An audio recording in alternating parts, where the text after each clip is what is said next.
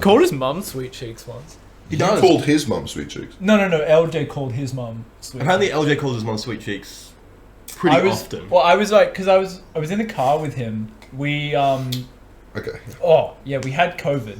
Okay. It was like post BAM. When we all got COVID, we were all like stuck inside. We were just like, and you were literally killing yourself. Yeah, I mean, everyone else was like, we're playing games online. It was fun. It was good for like the first couple of days, I guess. But it was like day 3, me and LJ, we were like stuck inside. Yeah, we couldn't go to work, couldn't go outside or do anything. And I was just like, well, we both have COVID, so if we just like hang out, it's not like we're gonna get anyone sick. Anyway, we went to the pub, and Fucking hell. because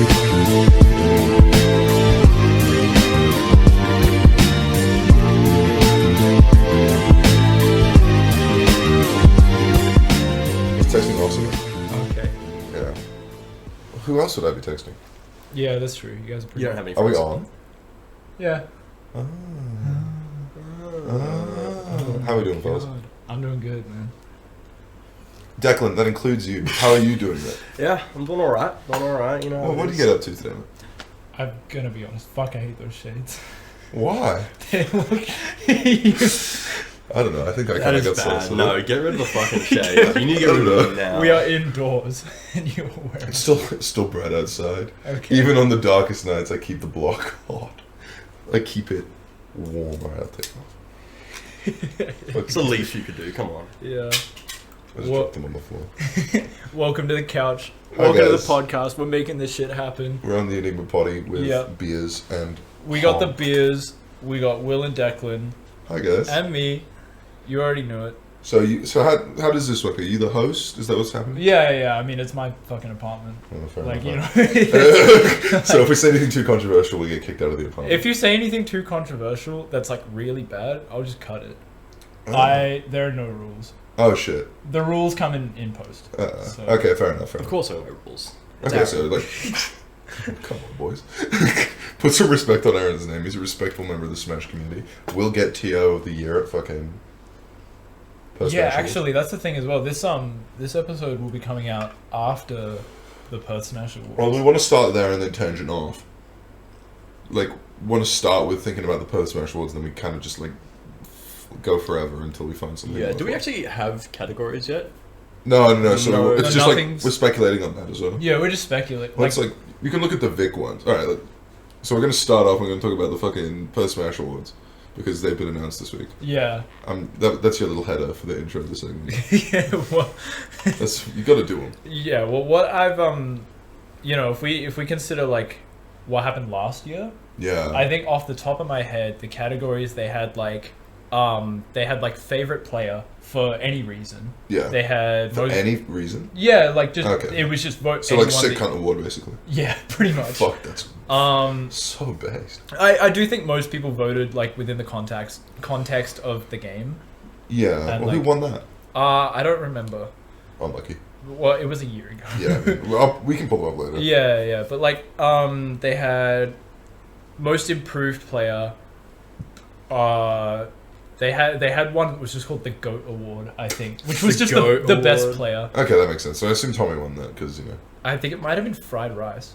Yeah, that also makes sense. He was more active last year, wasn't he? Yeah, Yeah, he was he was ranked very- on at least one of them, Yeah, and he had his own tier on the end of year PI. They did like a tier list thing. All the inactives were like D plus or whatever. Brandy was fucking like D minus. Oh, I remember that one. And fucking top one. Also, Little Drummer Boy was like D minus as well. well, because he He like wrecked monthlies and did nothing else. yeah, he went to like 2 events a year and like did really well. Like took a Yeah. lot of names.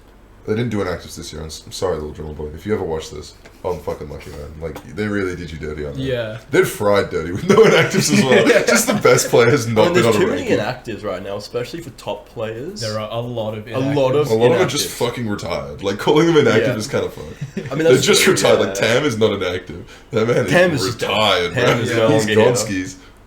Anyway, Perth Smash Awards. Keep talking. Yeah, what else? They had best commentator. Ooh, best commentator is gonna be And Aaron will win it. hard because a lot of the events just don't get comps. A lot of Like a Well, lot of the it'll events, be- nobody is It'll commenting for probably be most of it. Kutzo, right? Like, yeah. If it's if it's not me, Because you didn't do any major comms this year, did you? I did well, not at like interstate majors, but I did the monthlies. I did I did the Arcadian. Oh, you did do the Arcadian, yeah. You didn't get the last. What slot did you get at the Arcadian? It was like a little bit before top 8. I think top 8 was. You did like qualifiers. Yeah, I like top 8 was like Big Win Beer and. Yeah. Okay. No. It was like Kutz or. It was Kutz and Big Win. Yeah. Kutz and Director Kogama. Director Kogama. Yeah, fucking. I watched some of those sets back recently, and Kutz, if you're watching this, you told me never to watch the static sets back because of your comms, or at least watch them on mute. You were fucking right, man. That shit hurts. That shit was real. That was a really hard. That was pretty hard to watch. Yeah, I feel like best comms is probably tied between you and Kutza, probably. I guess it's going to... Might come down to like Kutza being more of a funny man on the mic. Yeah. I was going to say Kutza's more clout. I also just didn't do a lot of commentating this year. Not a crazy amount, no. Especially at the weeklies. 100%. I hardly go to EP, and Enigma I just don't com because I'm running the event. Yeah, it's not worth the time to actually try and com and record scores and do all that shit. Yeah, it's just too much. Yeah, and while like trying to be entertaining as well. Yeah, like, fuck that. No, that's not like, this is why we need more TOs at Enigma. If you're watching this is your call. Come TO Enigma so Aaron can get back on the comms desk. Don't fucking do that. If you message Aaron after seeing that and they're like, gee willikers, I can be the next Enigma TO. Fuck off. It's just not. You ain't that guy. You're not the prestigious Zacinator. The prestigious Zacinator. Yeah. The classic. King of the TO halls, man. No, fucking... And then... So yeah, the best commentator... For reference, when you're editing this, Aaron is fucking with the screen right now. Oh yeah, I'm just messing with I'll wait for you to finish. Okay, we talk about like other... sort of other awards. So it's wait for fucking finish editing the thing first. No, you can keep talking. Oh, okay, I'm just talking with the camera. So obviously we got like probably best player, GOAT player, whatever, TO or commentator. Yeah, one of the other. Commentator. TO is best TO on award? There was no best TO last year. There's best TO at some of the other Smash ones though. Yeah. So they might bring it in. Yeah. They might come in hot with it. They might, but I do agree with the idea that maybe a best TO thing would be a bit too competitive. It would be a little like, what's the word? We don't want to give off the idea that like one tournament is definitively better than the other. Yeah, like, one person is apparently just better than everyone else at running an event. Which would that's like cause some problems. Yeah. Also, Harry would get upset. I mean, well, there's no winning that. No, there is no winning. Of course not. But also, like, it would just be like shitting on the other TO's hard work. Like, it's hard to run a tournament, and we don't just want to like. We never. We fucking hear you talk about it every fucking day. You mean the Discord every week? It's like, fuck, man. Yeah. Oh! And there's people bring their fucking GameCube adapters. And then like 2 people did. You were like, I'm sated for now. Yeah. We're good. I bring a GameCube adapter every week, and it's always in my bag. And they just never need one anymore. The minute I decided to start bringing one, they've never needed one. It's official Nintendo GameCube adapter with my name on it. There's not even an official adapter on the stream setup. These are Mayflash. I know. And I'm just always I get there, I'm like, you guys need this? And Molly's like, nah. I'm like, boys. Most people are happy with Mayflash. Yeah. I mean, if it works, it works. Well, Ever doesn't come to fucking Enigmas anymore, so you guys are good. True. Love you, Ever, if you know. Yeah, no, we all love you, Ever. I'm just chatting that shit. You know how we do it. No. Perth Smash Awards. We had... you were saying something about the Perth Smash Awards. I was trying to say, what other like categories could they realistically do? Because I was talking to Kutza a little bit ago, and he was saying stuff about like maybe there's serious categories and then more funny categories, and so there's a lot you could actually do. Yeah, I feel like they'll keep them. From what I understand about the Perth Smash Awards, is they're not supposed to be representative of like the truth. They're supposed to be more like for entertainment. You know what I mean? They are all community voted. Yeah, they're all community voted. There's no like actual hard numbers that are put into it. It's all community voted, which could become a popularity contest, I guess. But like, well, I know the Vic ones are decided by the panel, right? And they're not all done by voting in Vic. I'm not really sure how it works in Vic. Yeah, because I was keeping up with those. I just saw the tweets. Yeah, fucking. I was a big fan of like the Vic presentation. Oh yeah. They had like a whole. They presented them at like a venue too. Well, that's what's happening. Yeah, I mean, like they had like a big ass stream and everything. That was crazy. Oh, okay. They streamed theirs.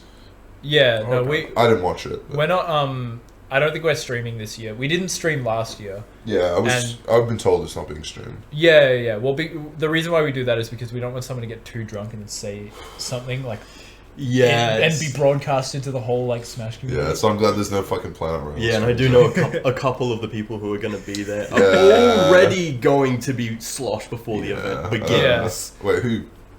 Oh yeah, you. Because Me you're and on a couple wine others tour. because we're all going on a wine tour. So there's going to be a couple people there who are sloshed frame one. Yeah, we are going to be already in a place where Mike should not be allowed. I can say from experience, me and LJ were fucked.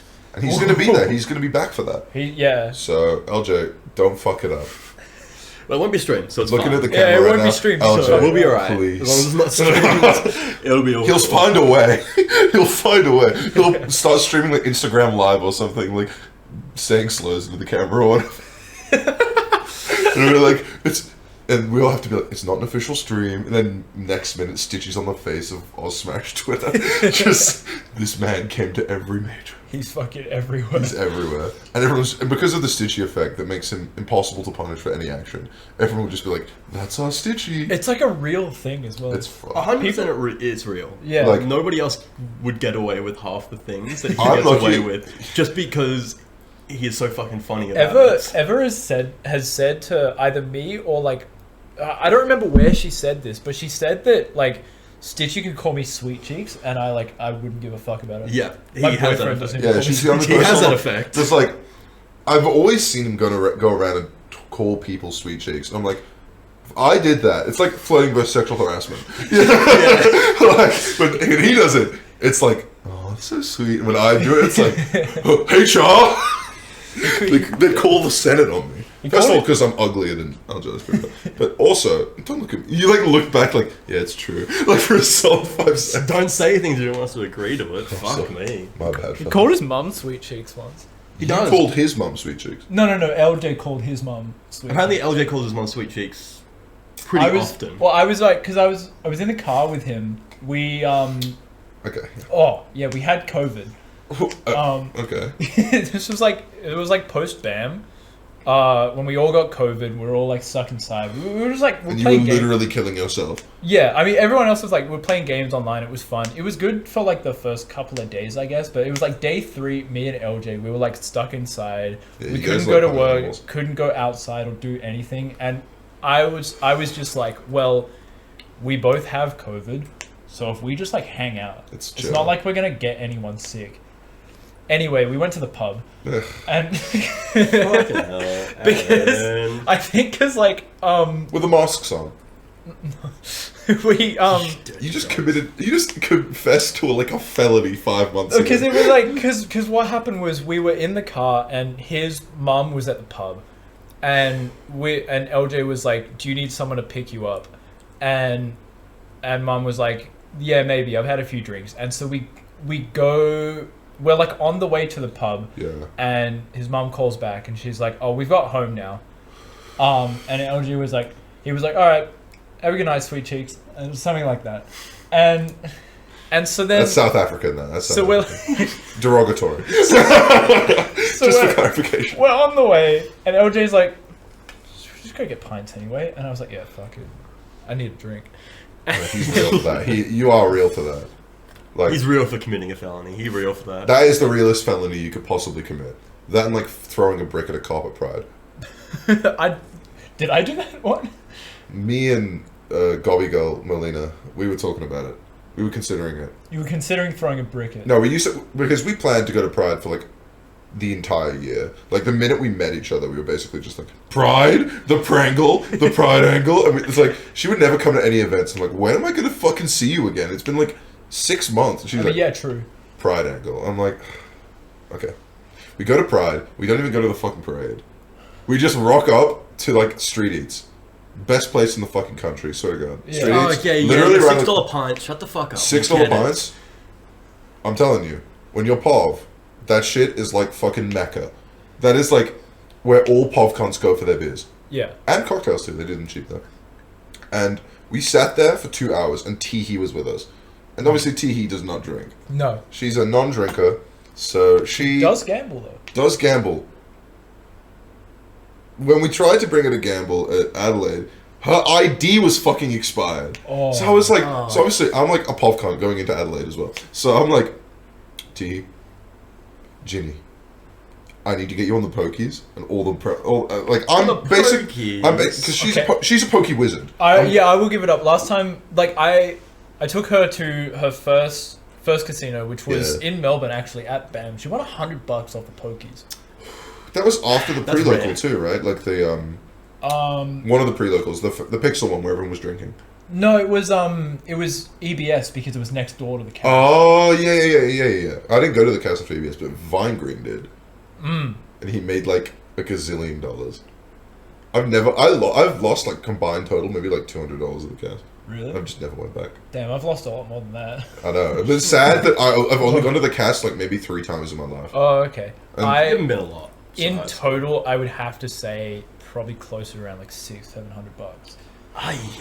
Fuck, that's rough. Well, because every time I go into the cast... What about the games though? You ever get any games? Yeah. But like every time I go to the cast, I go maybe like $200-300 to like for gambling money. Yeah, of course. And then like sometimes you win, sometimes you don't. If I go over like $100, then I'll like take my winnings and that's that. I'm happy with that. Yeah, because it's dope. But it's like if I don't win and I spend all of my gambling money, I'm fine with that.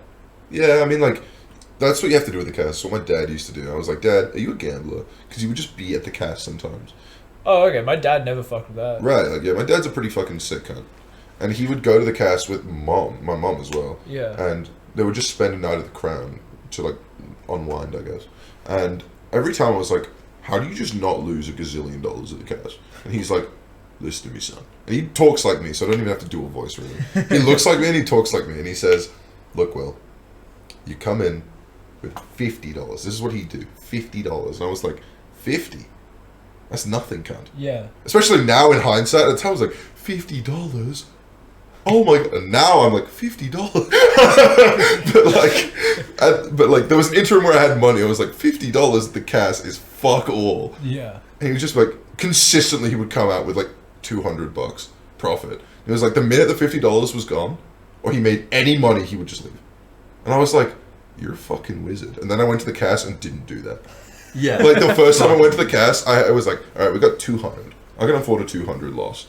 And then I'm like, okay, but what if I put an extra 15 on the fucking blackjacks and I lost it instantly? Yeah, I just fucking don't do that. Yeah. Don't do it on the fellas. extras. Unlucky fellas. Also, if you're gonna go to the cast, you have to play games that give you... They all have shit chances. Oh, yeah. fuck yeah. But there are so many games that there are better chances. Like, the pokies, the chances are so fucking slim to win anything. Like, well, that's why we get back to fucking Ginny. Yeah. I've never seen a pokey wizard like this in my life. Oh, neither have I. This is her first time ever at the pokies. She sits down, and I'm like, what are you guys doing putting this... What, effectively, like, 18, 19-year-old, just fresh out of, like, high school, on the pokies? You're gonna ruin her life. Comes back, yeah, just made $20 off the pokies. What?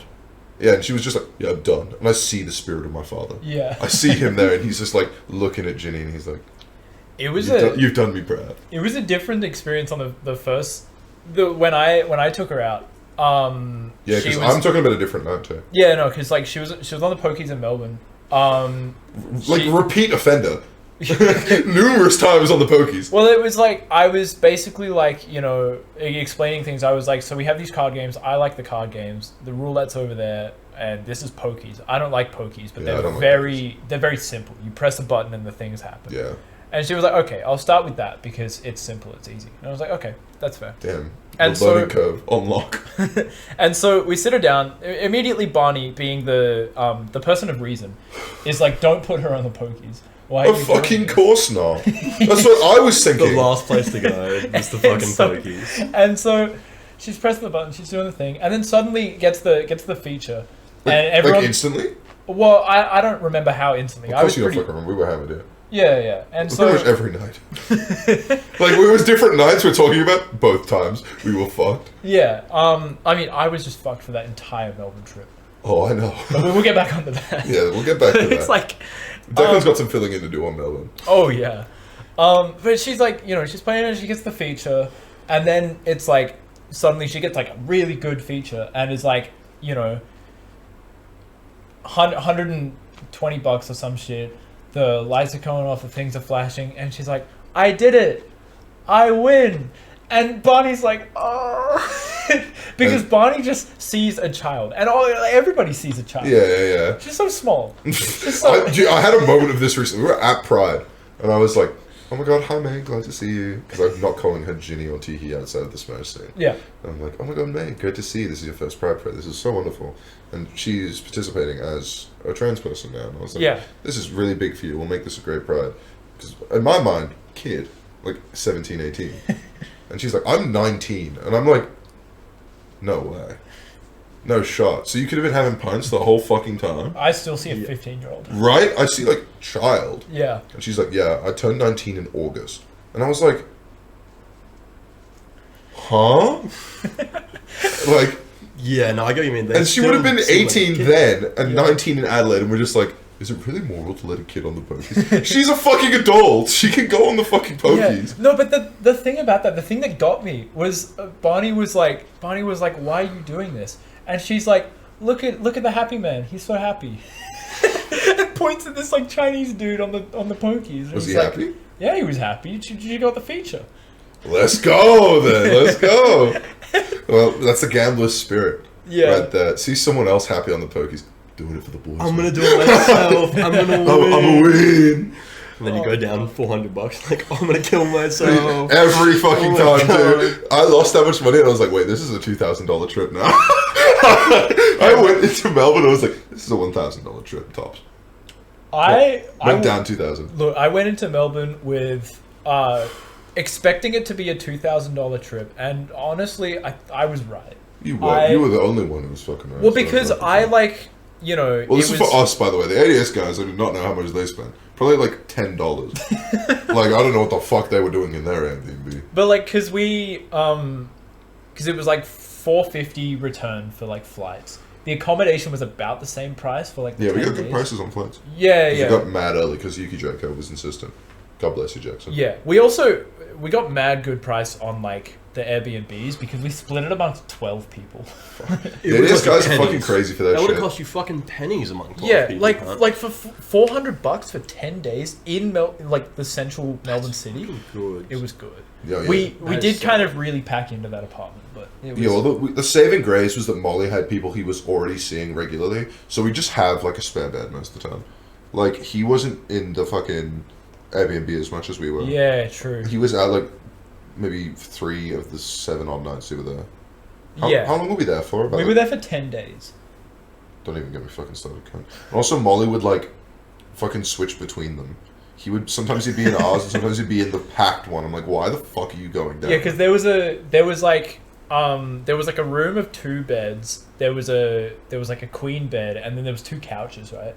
Oh. LJ took the queen bed, and nobody... fucking did. Well, I mean, yeah, but like nobody argued against it, right? Like I don't know why. No. I didn't argue against it because I didn't care about where I slept, but I know there were people in that B&B that did care about where they slept. At least you got the good couch too. I got the shit one. What was shit about the couch? Okay, so you got the one that was technically a bed, right? It was like a pull out. Shit bed, but still a bed. Look, I would have slept on the floor and I'd be happy. I did sleep on the floor. There are pictures of me on night 1 after the fucking King's Cup, and we'll get to that. Where I am like sleeping on this couch that I am too small. I'm too big for. Sorry. I will admit the couch was like not. You know the one I'm talking about, right? Like the leather one. And I was like, I was slept on. And to be fair, I've slept in worse places than a leather couch. But for 10 fucking nights, I was on that couch. That's rough. And sometimes I'd like mix and match the couches. And one night it was like heaven. I was on the sofa bed couch, and then my phone fell down the fucking side of it. It happened when I slept on the couch bed in here too. And I was just like, it's not even a couch bed, it's just a couch. It's just a couch. I slept on the couch here. There's one like off camera to the side here. My phone fell through the fucking couch again, and I was just like war flashbacks, like I was back in Nam. Yeah. And it was just like digging through your fucking couch. I need my phone. Did you find the darts that Jesse left behind? No. And I'm glad I fucking didn't. Why? I wouldn't mind those darts. And she said I could look after the podcast. Hey man, she said I could have them. She's in England, so. In the UK, fuck, I hate the UK. My parents went to the UK recently. Really? For the last like month, like the month before this one, like all of November and like the end of October, they were just like in the UK. Do you mind passing another beer? Yeah, sure. Drink break. Drink break. I'll continue the story. My the Great Northern's in there of mine. Great Northerns. Yeah. I think I have one more beer, so I hope you guys don't mind. Chuck me one as well, if you don't mind. Do you have all your cans in there?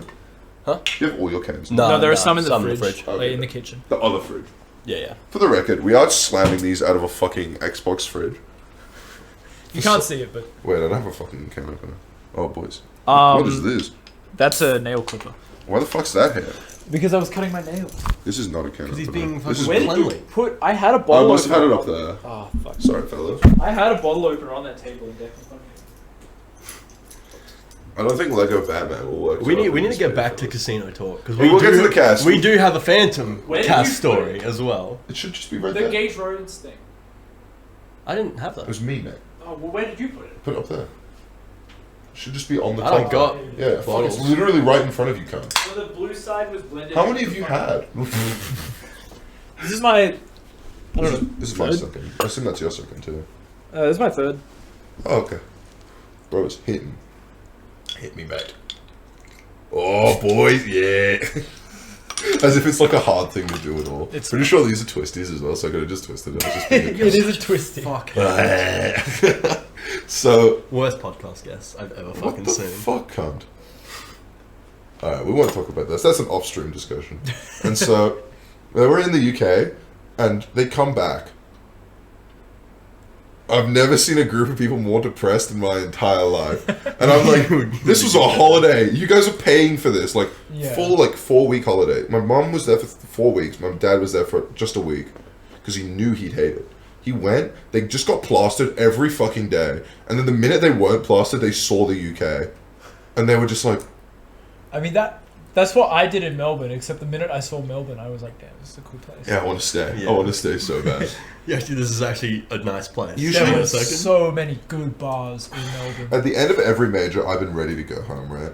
Like, went back and looked at my messages on Twitter to my dad, because he follows me on Twitter. Really? And he was responding to everything I was saying in Melbourne. Yeah. And I say, like, the very, very last day, I'm like, oh, I miss home. Gonna be great to see you guys. And I wasn't lying, but I was also like, I could just do this forever if I had the money, you know? Because it was that good. It was just that good of a trip. And all of us in Airbnb had such good communication, had such good, like, fucking...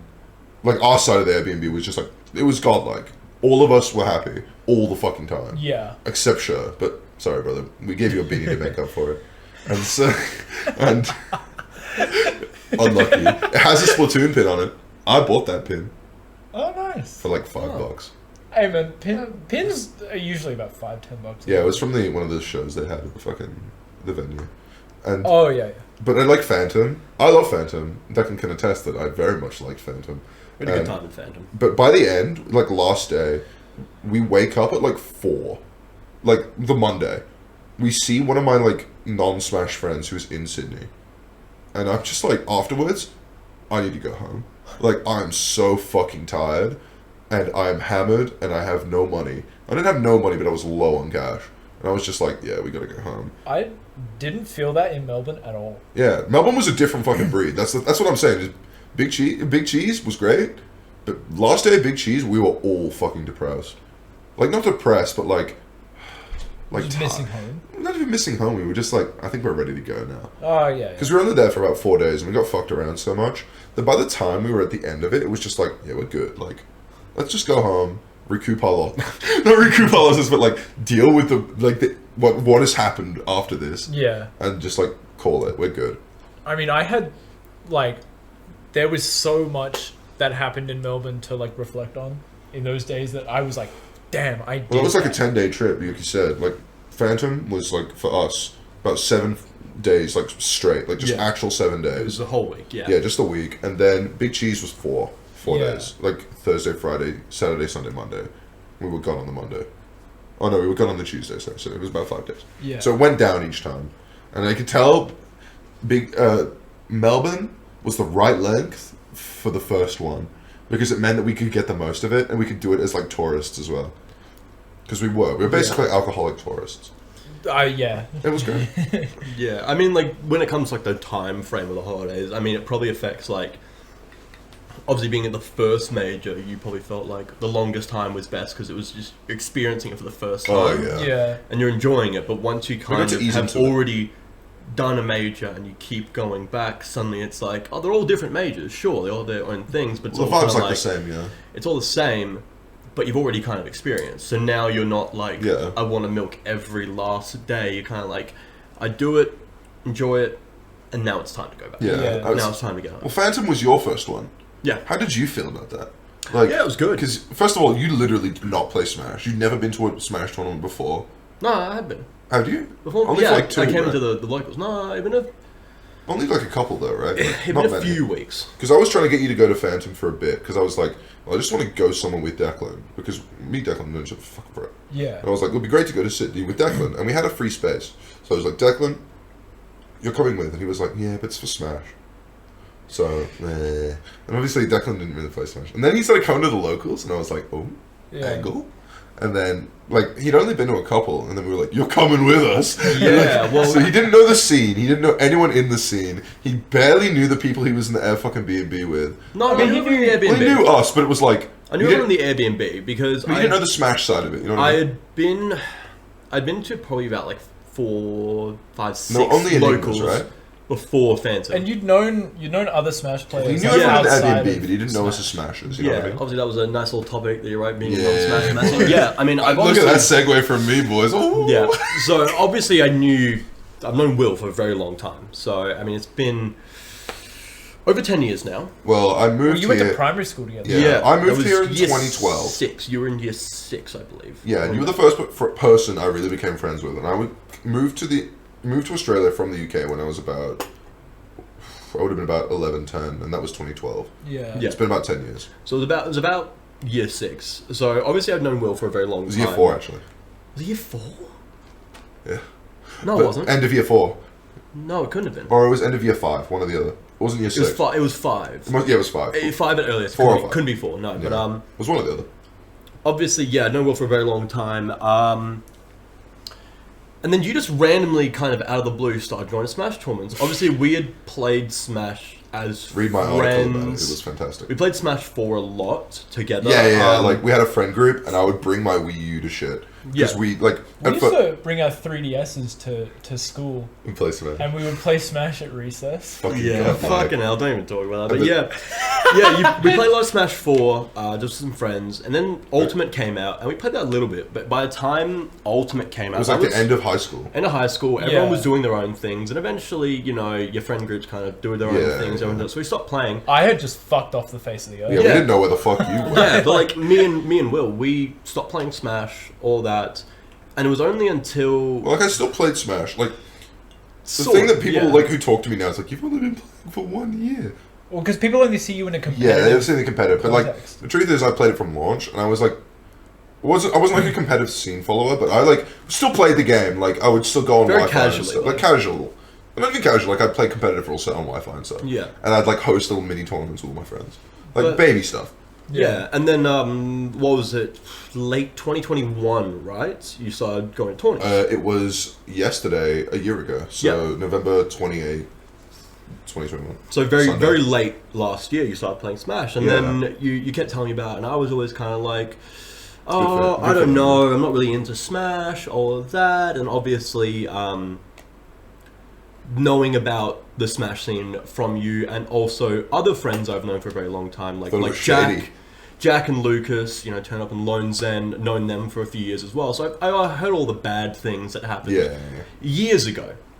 But that did kind of give me a really bad perspective gave on bad the vibe. scene, so it took quite a while. And then I ended up rocking up, and then I was just like, oh, actually, this is fine. I ended up, my first 2 games, the very first local I went to was LJ and Fox.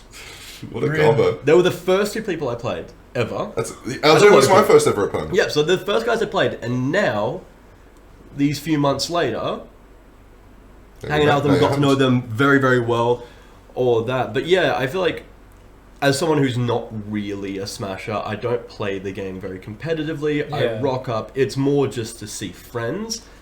I probably have a very different view on the Smash community, and also just Smash Well, Yeah. Red Pill. as a game. Give us the truth pill. Fucking let us know.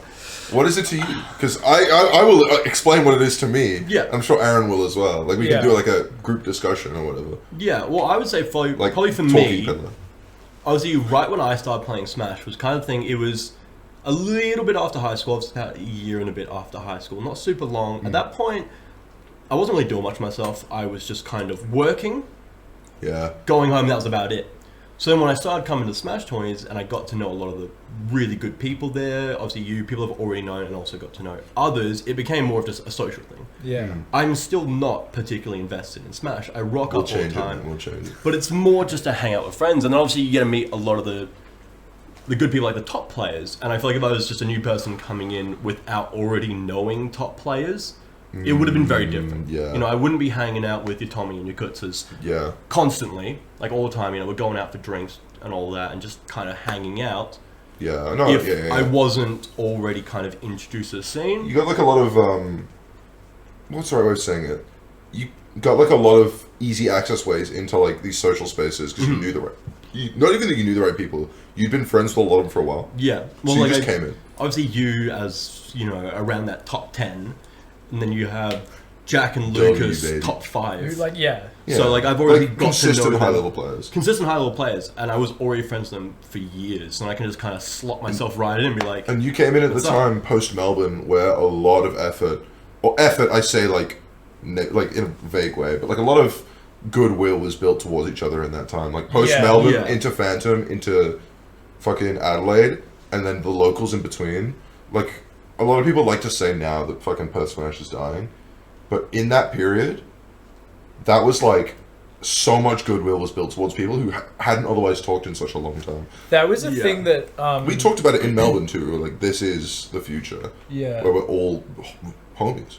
That was the thing that Tommy brought up as well. That like he made a Twitter thread where he was giving his review on BAM, and he said that, you know, it was great to see everyone interstate and make new friends and all of that. But he also said that it was interesting seeing other people in the Perth scene in like just normal like social situations. That's when me and Tommy became friends. And I got a story about that. I mean, that's why me and Tommy came. Yeah, exactly. That's why we all kind of. Well, saying how I first really met Tommy at Phantom. Yeah, he was like, it's the it's same thing. really brought the scene a lot closer together, and it like really surprised him that, you know, it's like, damn, I've lived with these people and seen them regularly for like, you know, 2-3 years, but we just don't talk. Well, it's one of those things as well where I think a lot of people will attribute it to like state pride, but I also don't think that's it.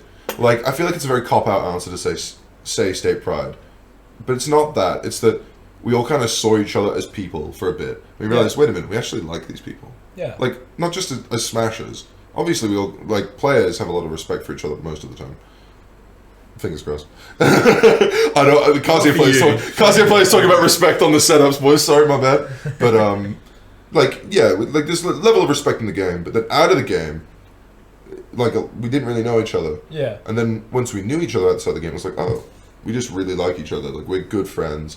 Why aren't we just doing this all the time? Why isn't every tournament a gather? You know what I'm saying? Yeah, like, that's what Enigma's become. Exactly. Yeah, 100%. Well, the mid-game home. The thing is, when you have a tournament set up, I feel everyone's playing their games, and there's only that sort of short downtime where you're not playing a game, you're talking to people, and you're not really doing much beyond that. You're not thinking, oh, we should go out for drinks. It was a lot worse. Go hang out. It was a lot worse before you pulled up too. Yeah. Like it's the deck. No, it really.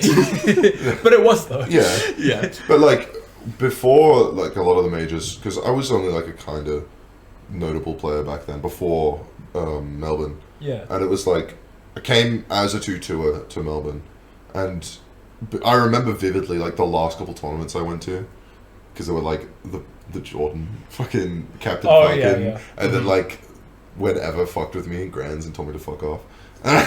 She didn't say that. She actually was really sweet about it. Goated behavior. But she had a habit of basically just fucking dicking me in Grands. And so that was the case for like a while. It was just like, oh, tournament's over. Bye-bye, everyone. And it was just like, oh. Well, I think the other that's thing about normal, that but is... Because like tournaments finish at like 11:30 like on a weekday. It's like people got work tomorrow. And like it's... while it is still very much built around the like 9 to 5 work week, Yeah. it's like you finish the tournament, you go home, you go to bed. Yeah. Um, But now it's like people are giving time up to spend with people they know and are friends with. yeah. It's really good. It's changes the vibe completely. Yeah, like we're at the clubs fucking Saturday with like, you know, Kutz, Tommy. Yeah.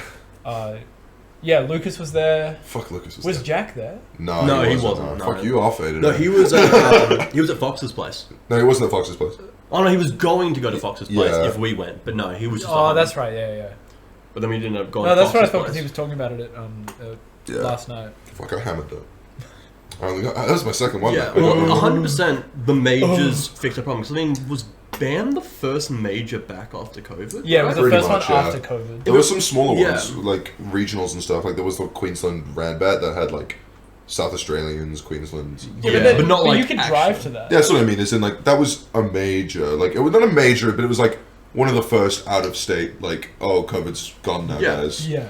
Yeah, with the majors, As we though, said, we all you got COVID. obviously get exposed to so many more people, and there's always that time where everyone's like, oh, we finished the major, let's go out and do something, and then you get that little time together to actually socialize outside of the game. Yeah. You drop the game for a little bit, and that's Yeah. the thing that where like I feel like why before then people weren't getting very socialized and together, because when they're at tourneys, it's about the game, Yeah.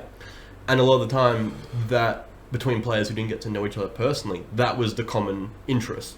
All they kind of had a lot of the time was the game, Yeah. and people didn't really get to know each other personally. Maybe It's Yeah. also like there's cliques. There was cliques as well. There still are Yeah. cliques. It's going to happen in every social group. But back then, I remember thinking that the scene. You're checking your watch. What's that time looking like? Oh no, I just it's a smartwatch. I just wanna notice. The SSS detention notifications. No. What I mean to say is that there were cliques, very very defined cliques, and they were usually along crew lines. Yeah. So I got to the first like major clique interact. You say clique? Is that the right word? yeah, Click. The first one I was in was ADS. Mhm. They pulled me aside at a Macca's and they were like, it was the day after I changed my tag from Xena, so they made a good call. And, and they were like, yeah, do you want to join ADS? We think you got something. I think it was because Jackson asked me if you were cool, and I was like, yeah, we went to high school. I'm the fucking good man. Because that was like, at least at that point, that was like how people join ADS. It's like we meet people and then we just ask you, like, are they cool? And it was like, yeah, they're cool. Yeah. And they were like, well, Yuki was always framed it a little bit as like, I knew you had like that dog in you, or something. Like he didn't say it like that. Yuki would never say that. But he was like, you're a good player. Yeah. And like we want you to be in ADS and give you access to some resources, and you're a cool guy, so it works out. And I was like, okay. And then I realized, wait a minute, I literally haven't talked to anyone outside of ADS, like ever. Right? Like, Yeah, true. not ever the person is like literally ever. I barely talked to anyone outside of ADS. Mm-hmm. Not because I didn't want to, but because there was like, oh, you're in ADS. You talk to the ADS people. Yeah. You're friends with the ADS people. I don't regret that. God bless the ADS meetups before everybody. yeah. Well, especially because like at like Enigmas, a lot of the ADS guys would Yeah, go, yeah. so And then, I've always been an Enigma Yeah. regular. Like, easily like the highest attending person going to Enigma these days. Honestly, you probably are, yeah. Yeah, like if there was the Enigma Awards, I would probably be the highest attending Enigma player. like, Me or Fox? Yeah, when you Or go me. to like Enigma, it's like a lot Well, of yeah, ADS guys obviously, there. because you fucking run it. Yeah. Yeah, a lot of ADS guys end up going to Enigma. So like by the time you're there, there's already a large majority of ADS, especially like back then before like SSS and Yeah, all yeah. that. Before, there was a bit of breaking up. fragmentation.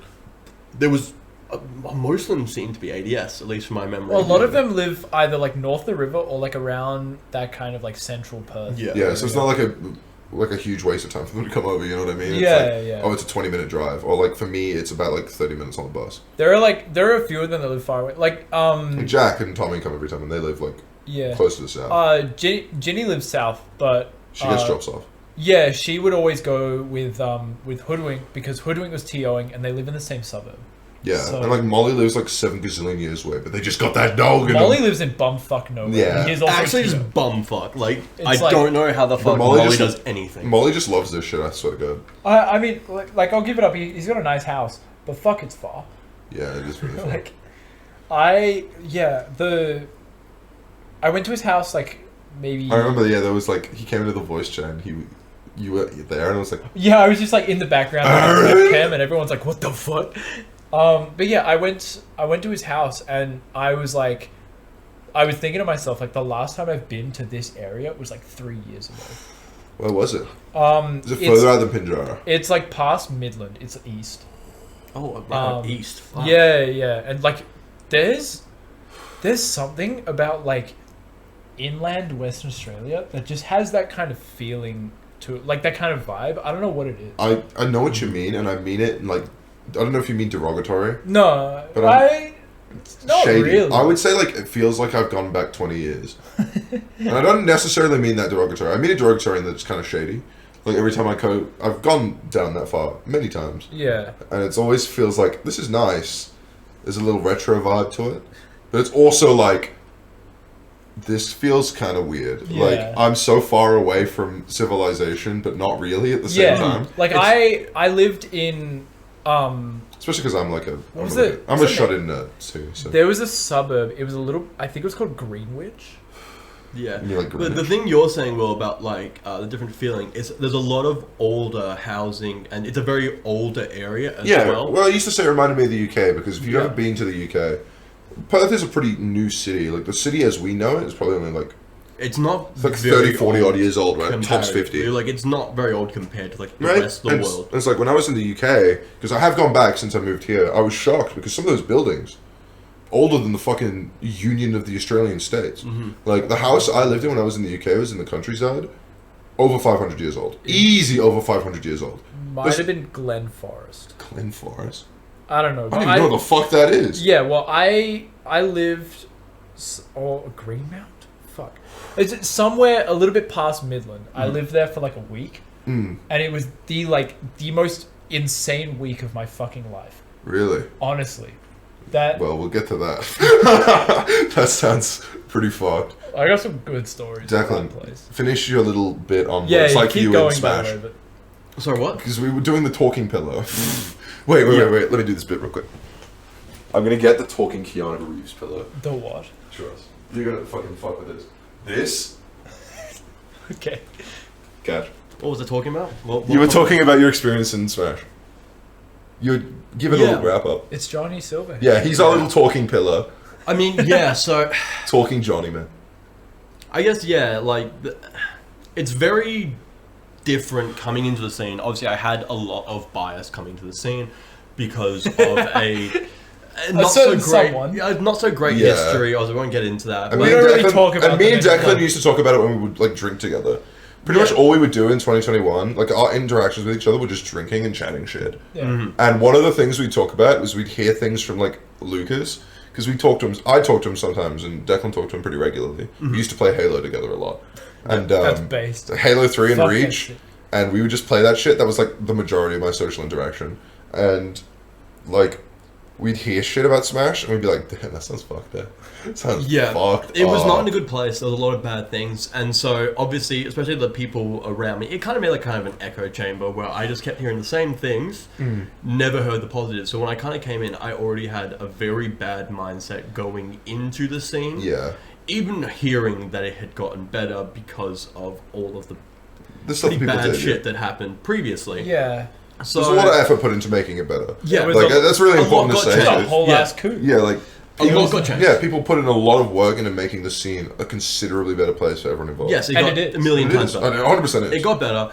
But yeah, I mean, I came in kind of I think I came in at probably one of the best times because it was kind of right off the majors where you're saying a lot of people started to actually interact with each other and the thing with cliques started to kind of break down where you didn't have your crews kind of separated. People were getting to know each other.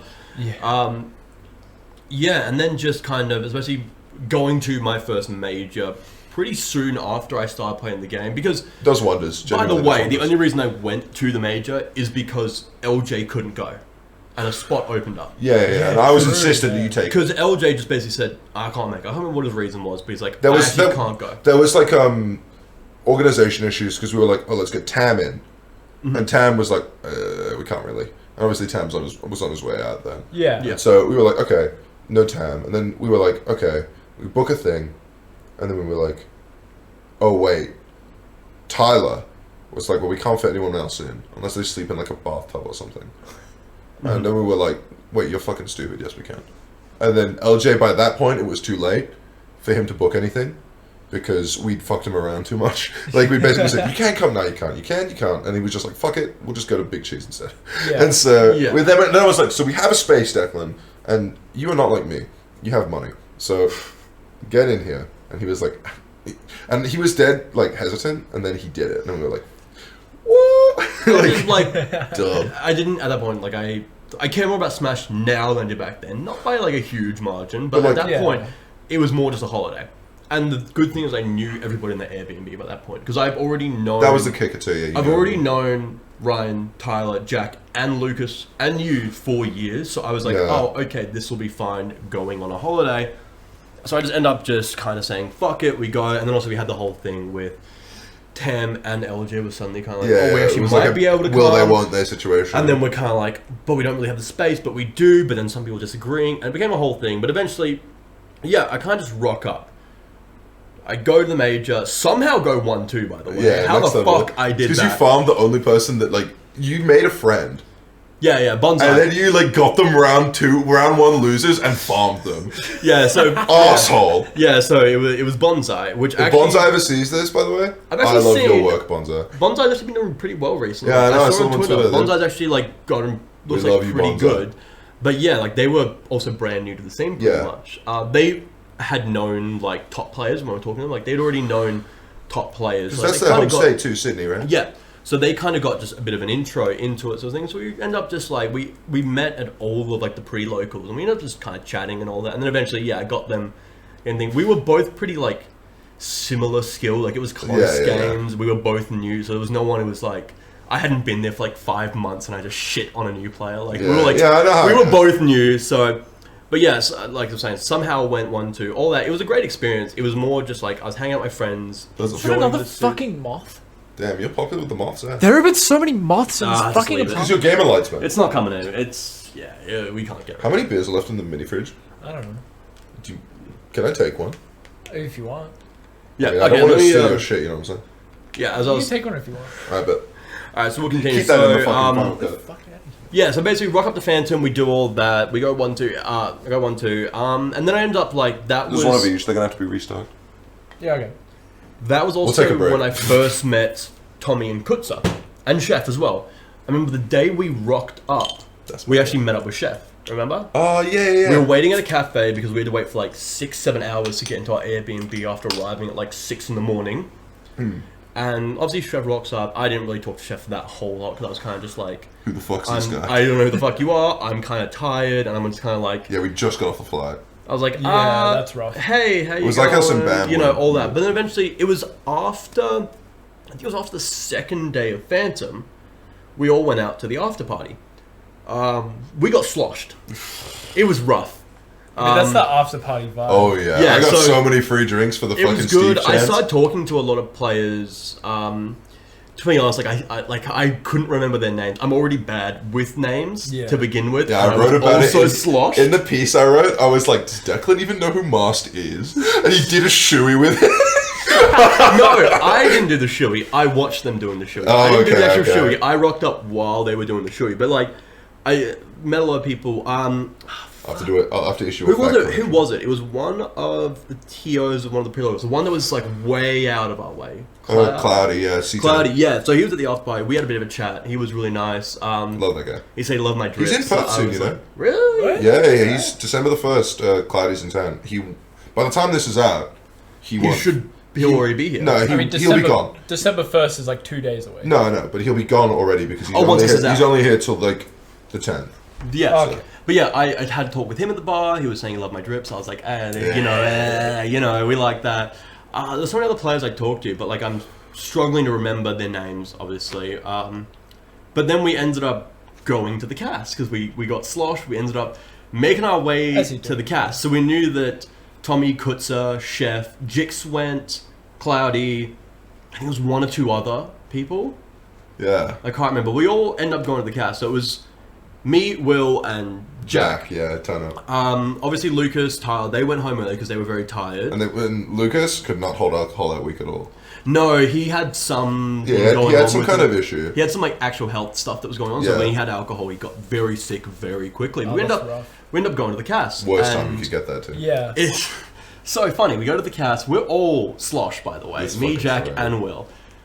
Will and Jack are very slosh, but like, I am someone when I drink a lot, but I can hold my alcohol very well. And you know Yeah. Jack as well. Like Jack's got the stoic. He hit the Jack pose on him. He hit the He hit the Jack pose on him, and they let him in. And I was like, guess I'll be good to do anything. We'll say, yeah. So Jack goes up, he gives an ID and everything, Oh, says his God. name, all that, and like, oh, the guy seemed a little bit hesitant, but he's like, yeah, okay, sure, go in. And then Will rocks up, and Will is the worst guy because My you bad, do not fellas. know how to act sober. So you rock up, you give the ID, I and they learned go, after this, by the way. you hand the ID, he goes, what's your name? And you go, Will, which instantly you just fucked it. You're supposed to say your full name, full everything. name.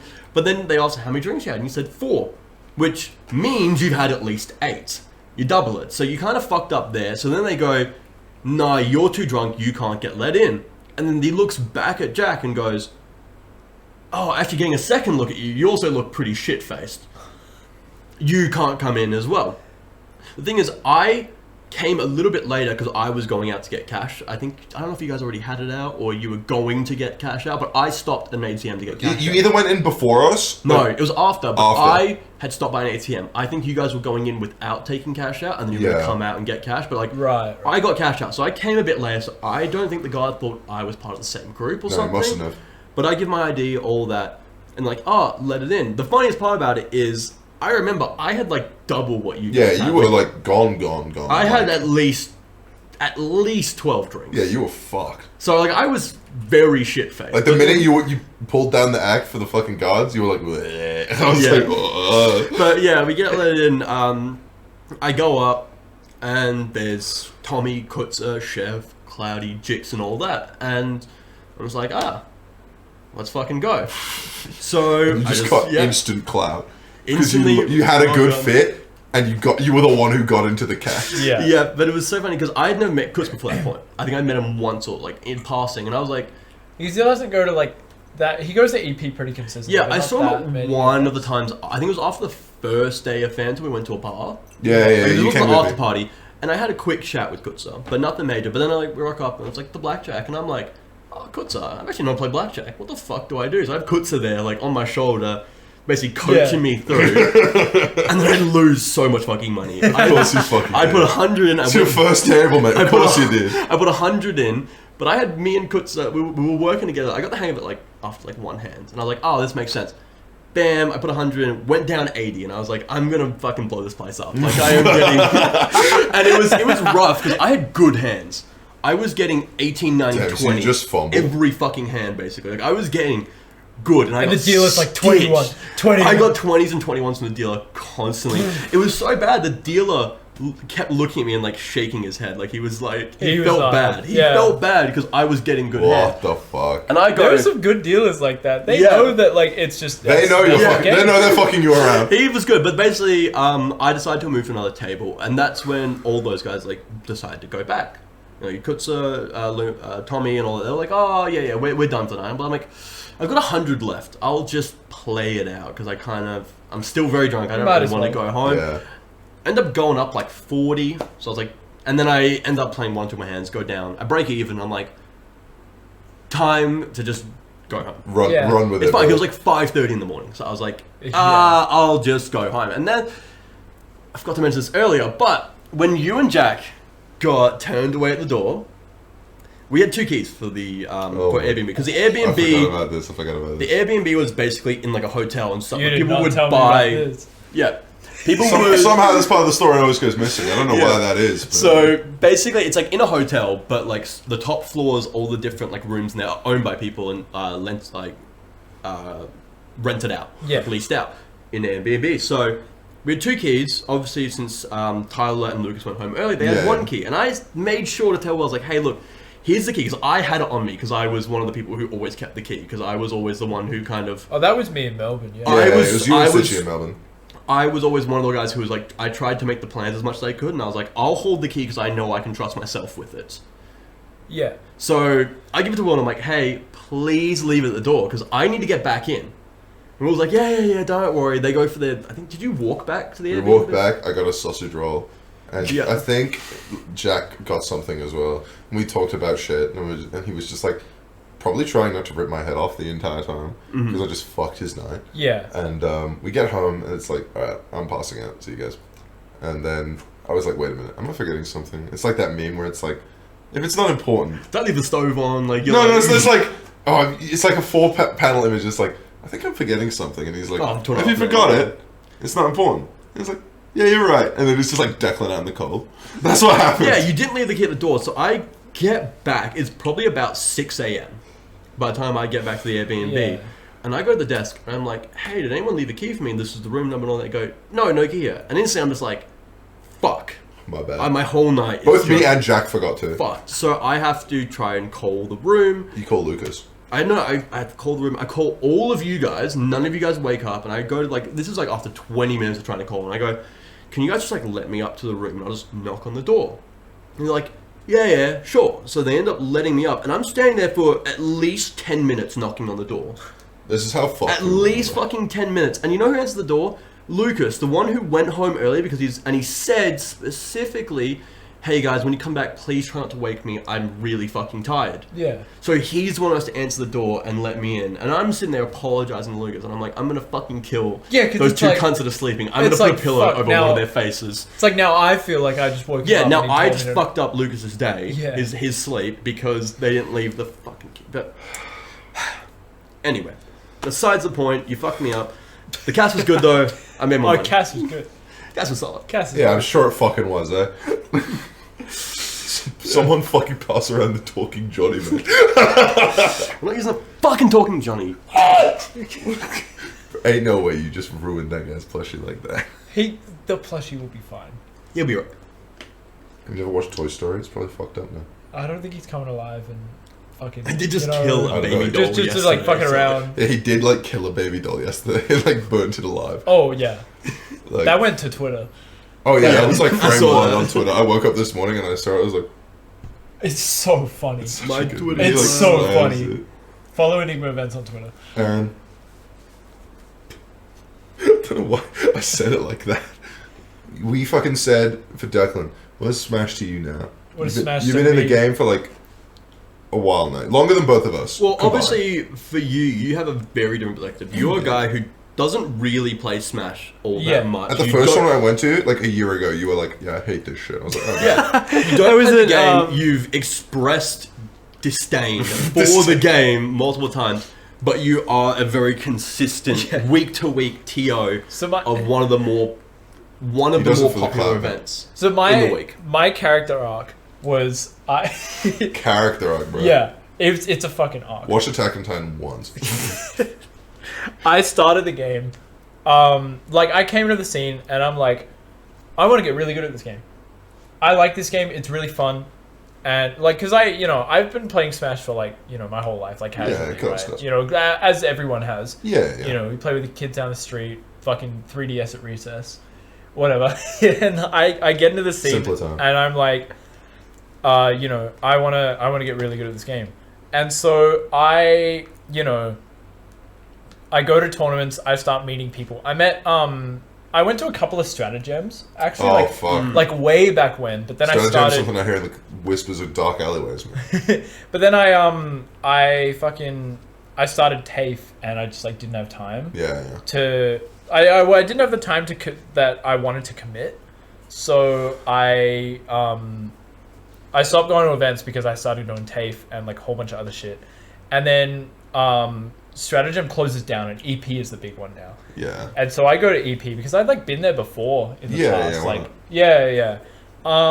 And so I go there and the way that I sort of like really got into the scene was because Barney was there, and I've known Barney for like over a decade. That's a crazy fucking stat. Yeah. Like- So He's your Declan. Well, there you go, Declan, sorry. yeah.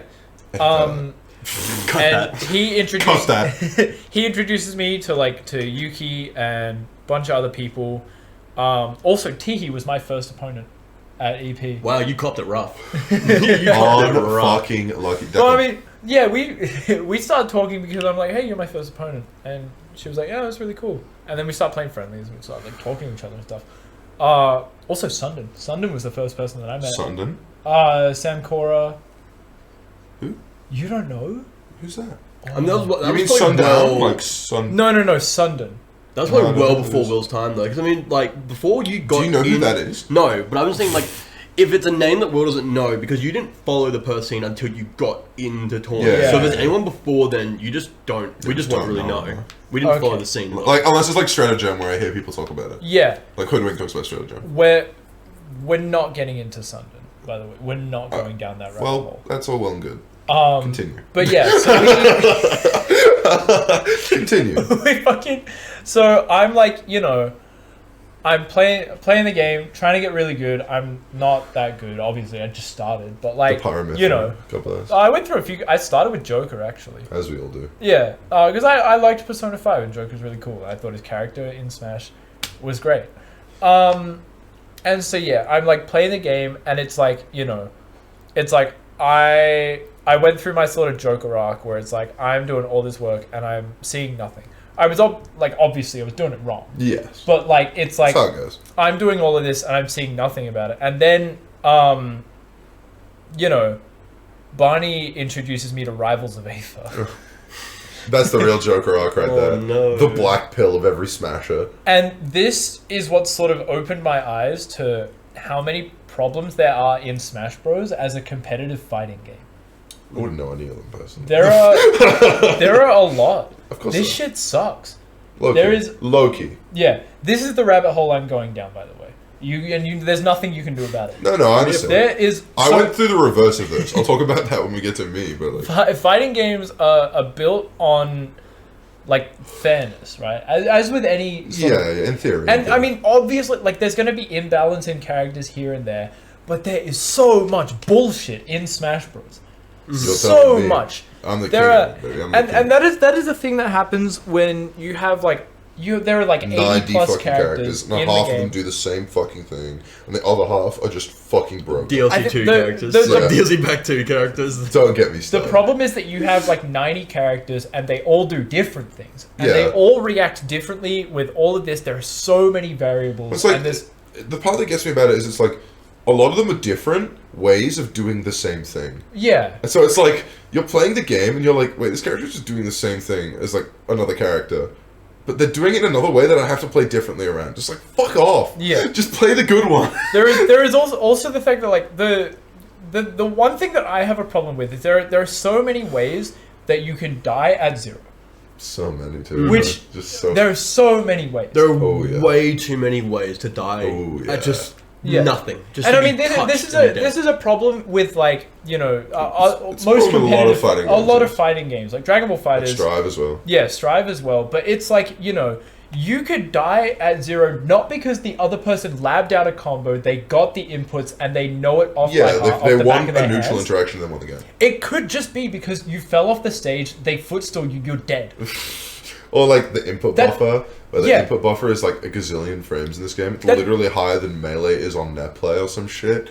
And it's like, you play the game, you miss input. It's like, wait. In any other game, that's just an input. Yeah, there's so many ways that someone can just die and your opponent put in no effort at all. Dusty Elise won the crew battle. Well, I mean, we are going to... Shout out Dusty, by the way. Shout out Dusty, but that shit was amazing, but Dusty Elise won the crew battle and that sucks. The kill screen is a lie. Literally a lie. It's not even real. Like the thing is, when you can have the ability for, like Dusty's a great person, plays a lot, not a top player by any regard. Like I'm not like no shade or nothing like that. But when you can be able to just kill a top player from just so much random shit that you can throw out, like against Jack, who is. What's he right now? He's top 5. He's 2. He's probably ranked like he's 2 or 3. He won Enigma last time. Yeah, and the fact that the game can just allow you to win when there is such a huge skill disparity between the two players is so fucked. The fact that the game works where you can just press a button and win against someone who's like a lot better than you does not make any It's fucking rough. It's sense. rough. Yeah. So that was your black pill. The point where we're at. That's why you gave up on the game itself. Yeah. So this is where we're at. My character arc, right? The game is not fun to play. I'm not having fun. I'm not enjoying this. It's not fun. So you just stop playing. But it's fun to watch. I agree. There is so much bullshit. I agree. Yeah, there's so much. You get caught on the spectator side of things. Yeah. You're like, wow, I actually like this game to watch, but when I play it, I want to fucking kill myself. Yeah. So you're and then that probably, I'm guessing, it led you to that sort of middle ground of being able to watch, but also still be involved in the game. Because it's like... Continue? Can I go to the toilet? Yeah, if you want. No, bro. You can just continue. I don't give a fuck. but... So the game's not fun to play, but it's fun to watch. Yeah. And there is so much bullshit, right? It's the most hype thing in the world. When you get 2 kill screens, it doesn't kill, the game is still going. Yeah. That's fucking insane to watch. But that feels like shit. Oh, yeah. If you're in, you got 2 kill screens and they're not dead, you're like, fuck me, man. I just want this. 100%. I'm going home. To watch, I just want to deck this. As a spectator, watching that ability where it's like, oh, the game is over. Oh no, it's still going, and that sort of comeback. Oh, this person can still win. Is so fun as a story to watch. Yeah. Because every game is technically a story. You can break it down into that. But when you're playing it, and you get a kill screen on someone, or you get multiple kill screens, and the game still goes, it feels like shit. I think because you feel like you're just. Oh, here's my big moment. It's given me. The game is giving me my kill screen. Yeah, this the is game my is victory. Congratulations, you won. Yeah, Congratulations, and then it just goes, psych, and then just throws that's a a big wrench issue if you're like mid-level, like kind of area where it's like you're not fully aware of when stuff is just going to kill. It's like when I play now and I'm like hitting someone with something, I get a kill screen at 60. I'm like, that's not fucking killing me. It's just not. Like Azia, it could. No. Well, if you're it could. It could, but even then, it's like I know when. Even if you're DIing like shit, the game is just lying, right? And when I know that, I'm like, okay, we got work to do, and win. But if you don't know, and it's pretty reasonable to not know that, it's just like, damn, this sucks. Damn, this is awful. Only really when you get to the top, you can start to recognize your own kill percents consistently. Yeah. So anyone on the mid to sort of mid-high level. I don't think they would. Yeah, they just get sad. It's like, oh, the game it's disheartening, especially when you're so close to winning, and then you get a kill screen, and it gets reversed on you, and you get a kill screen, and then actually die, and you're like, you feel so cheated. When someone doesn't get a kill screen and they kill you, you're just like, oh, that's the worst. No, that's the worst. I just get touched. Done that to so many people too. I'm responsible for that. Where something hits, I'm like, that's killing you, and then just no kill screen. I'm like, yeah, sorry, man. Yeah, my bad. So I get into commentating, right? Mm-hmm. You take the hoodwink path. Yeah, I took the hoodwink path. Do you remember what the first event was that you started coming at? It was EP. So this was around the time that EP had come back after COVID, and the only commentators at the tournament who were allowed to commentate was Dawnfire and Hex. Rough. Okay. And that rough. It was not good. It was rough. Well, obviously, it was I'm gonna rip the band-aid off. It was one person who is in the scene but doesn't play the game and doesn't understand it on a fundamental level, and another person who is not in the scene and does not play Smash Bros. Yeah. Yep. So you have basically two incompetence in the scene of commentary. I'm not going to say anything personally against them, but they're not commentators. I love Hex. Love Hex, but they're not commentators. Yeah. It's not commentators. It's you get the nicest guy you pick up off the street and then just go, hey, commentate the game. Yeah. Sure, he's going to be a lovely guy. You love him, but he's not going to actually do anything for the commentating side of things. This is not an attack on their personality or who they are as people. They're just not commentators. They're just not. It's not them. Me and fucking Aaron, my first tournament we got on comms with Aaron, it's I already knew more about the game than fucking Hex does, because he literally has never played the game in his life. Yeah.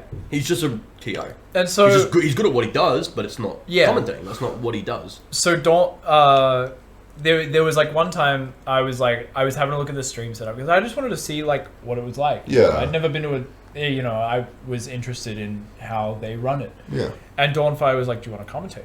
And I was like, sure, okay. Yes. I'll get on a mic and I'll start saying shit. And it was Bless you. Hey, bless you. I won't lie, it was mid. Nah. I'm not like fucking Jesus Christ. Yeah, I was gonna say you're not literally the prodigy. First Yeah. corny, you're kind of coming back Yeah. to Smash. You've never come before. The only thing that I imagine would have really helped you would have been, you know how to be on a mic. Yeah. You've done Yeah, content yeah. creation before, so you're not like freezing up in front of the mic. I have done content He creation has indeed. before. We done won't get content into that, creation but- before. You wouldn't freeze up in front of the mic, but you're also not. You're not really in the scene at that point. Yeah. You're still a newcomer. I was here, I was like, I played the game, and I like, You knew something about what you're talking about. My big breakthrough was when I sat down with Kale a Vegetable. Absolute champion. I love that man with all my heart. And Rarely talk to Kale, but seems He's like a a champ. guy. He is. He's a Seems good like a guy. I've talked to him quite a few times. He's a good guy. He like, yeah, it, there was just something about like how our personalities just like gelled. Yeah, that's what the And- magic happens to. Yeah, and magic happened. It was fucking Magic. Yeah, no, it was magic. We had that really good sort of dichotomy, the right word? I don't know. It was like Yeah, basically that's alright. Kale was here. He had all the game knowledge, the frame data. He knew the game. Like he knew everything and was able to convey that in like an understandable way. And I was hyped. Yeah, you brought the hype. I was Yeah. like, I was. You were I the was, shoutcaster. Yeah, I was the shoutcaster. I was the funny man, and it was a really good mix of like, really like in-depth analysis on what was happening on the screen and just excitement. Right? And then, you know, everyone in the chat is like, "Oh my god, these comms are amazing. This is great. This is really fun to watch." And I was like, "Wow, I could really make something out of this. You can do I could it. really like this is what I was not getting from playing the game. Yeah, Like, yeah. I was a Yeah, shitter. You're having fun. Yeah, and it was fun. I was having a lot of fun, and so I You're having fun, and it was good. Like, it wasn't like, oh, this shitter is playing Smash Brothers. It's like, oh, I'm on commentary. People think I'm good at it, and I'm enjoying it. yeah. This is the real like way through for me now. Like, Yeah, 100%. And with comms as well, like, you can be so knowledgeable about the game, but if you just can't talk in a more entertaining manner, it's not as fun. Like, I always think, like, if you put LJ and Kutza on comms, but they didn't know anything about Smash, still, it good. would still be good Still good comms, comms, because yeah. there's a good mesh between personalities and also still some knowledge on the game, where you're not like the most knowledgeable person about the game because you Yeah. don't play it that often, but you have enough knowledge about the game, but also the personality to mesh with people who do know more about the game, Yeah. to then carry that to be something more than just, oh, he hit a side B. It's like it actually carries. Yeah. And that knowledge of the game has certainly developed a lot. I do believe that you can know a lot about the game, about the fundamentals, about the like, you know, the art behind like ledge trapping and edge guarding and shit like that, but also just not be good at the game. No, Yeah. Because A lot of people there's like a that. difference between like knowing what to do and actually being able to do execution. it. Yeah. It's like, you know, Mike Tyson's coach wasn't knocking out people, but Yeah, he was no, teaching but Mike he was- Tyson He was how coaching to. Mike Tyson. Yeah. So it's like, yeah, there's a lot of people like, yeah, you can know everything, but if you're not physically doing it, there's that disconnect. Yeah. And so that kind of, you know, I really put a lot of effort into that, and it was really good. It made, you know, I got an award for it. Woo! The GOAT! And yeah, then sort of around the time that, like, with Smash of Sorrento ended and Enigma started up, you know, I was like going to every single event at Just this to come. point. Yeah. I was only working like part time, and Yeah, I had the the time. Yeah, I think at the time I was working at like Hungry Jack's or something. Oh yeah. I was yeah, doing the like maybe, classic. yeah. I was doing maybe like 4 days a week, and it was like it was Yeah. alright. Okay, so just a quick derail it. Just I wanted to ask you, saying Enigma, I don't know much about like how Enigma actually started. So do you know obviously like how? Because obviously you were Yeah. like the main There's a story there. guy of Enigma now. You are Yeah, running yeah. all the events consistently. You're always there. That's a You're Jaden always Green man. So. the main TO. So Yeah. how did Enigma actually start, and where did you come into Enigma Yeah, so- and become like the main guy now, like the face of Enigma? So basically, Smash of Sorrento finished, right? Because so Fabio, he'd been TOing Smash of Sorrento. He'd been in the scene for a good maybe like 5-6 years, and he was he was a ranked player at some point in time, and he was TOing events, and he was doing other things, like he was doing Ultimate. He helped out a lot of like PM events. Yeah, he still does PM stuff. Yeah, he's really passionate about PM. And it got to a certain point in time where he was like, I've been doing this for this many years. It's just tiring. He was just burnt out, and then there were like a few things that happened at Sorrento that they were like small things, but they kind of stacked up on top of each other, and he was like, oh, fuck, I don't want to do this anymore. And so rite of passage, you do it for yeah. And so Smash at Sorrento finishes, and I'm done with songs for now. Yeah, so it finishes, but they're like the way that Perth as a city and as a place is like laid out is that there needs to be like a south the river tournament and a north the river tournament. Yeah, 100%. Yeah, otherwise no one's anything. There are so many people that just can't go to tournaments because it's just too far. Yeah, they like it's like like if we take like Fox for an example, it takes him an hour to drive to EP. Maybe even more. It takes me 90 minutes. 100%. And the problem is as well with so many people who are either under 18 and don't have their license, or are still over 18 and don't have their licenses. Yeah. With a pretty shitty transportation system, like with public transport, a lot of those routes are so fucking poorly laid out, and there's not enough consistency and enough trains and buses coming. All those people just, I can go to EP, but it's going to take me well over an hour. Yeah.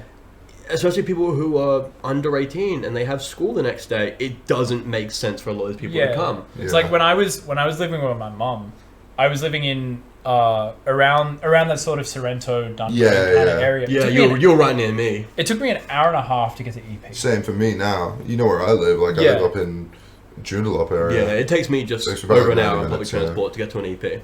Yeah, so Hoodwink, who was already helping with TOing Sorrento. Yeah. And he was like, okay, so let's make a new North the River tournament. Yeah. And Hoodwink was like, I can take over, I can do this. And Fabio was like, yeah, you can do it. Yeah, get me the fuck out. Yeah. And no, but because like Fabio really believed in him. And it like, I don't mean to. I didn't mean to discredit like Hoodwink or anything. I was just saying like Fabio sat there like, yeah, whatever, take the reins. Like, get me out of here. Like, I'm good. Like, see you guys next year. Yeah, and so Hoodwink and Barney, they sat down together, and in 2 weeks, they found a new venue. They did all of Enigma's branding and graphics, and they banged it out. And Coates was telling me this story about that Enigma. You know what? No matter what I say, that's fucking impressive. It's pretty impressive. A lot of work done in a very quick span of time. Like, and we especially consider like Hoodie has a lot going on in his life. Yeah. Outside of Smash. It was a little bit less at the time. I was gonna say at least I imagine back then it was a little bit less, but still. This is like a year ago. The guy still probably had a lot going on in his life. At that point. Yeah. He was doing a lot of work and a lot of different stuff here and there. But like he really wanted it. Yeah, they banged this out in 2 weeks, and the first tournament, it's like past the cap. Like people want to sign up, and it's like, no, we can't fit these people in this venue because the venue was pretty small. That was the office. Yeah, office. Right? Yeah. Okay. Yeah. And that's how that started. And so, where, this tournament starts up where it's going really well. And I'm like, these are my friends. I want to help them out. Like, obviously. Yeah, of course. Help And so, your homies out, yeah? Yeah. And so Hoodwink was like, yeah, we could use the extra hands. And I'm like calling games and stuff like that. And, the real like tipping point as to when like Hoodwink didn't want to do it anymore was because like we like around the time that we stopped like Office Enigma ended was when like because the first venue that we had, it was good. Yeah, it was a good place, but it was in Balcatta. Not the greatest place to be at. Especially to get to Balcatta, it's not the best place to go to. Public transport was kind of limited, and there weren't that many Smash players like in the scene that could drive. And it's like the options for food was like rough. It was like 7-Eleven and a pizza place, which did sponsor us actually.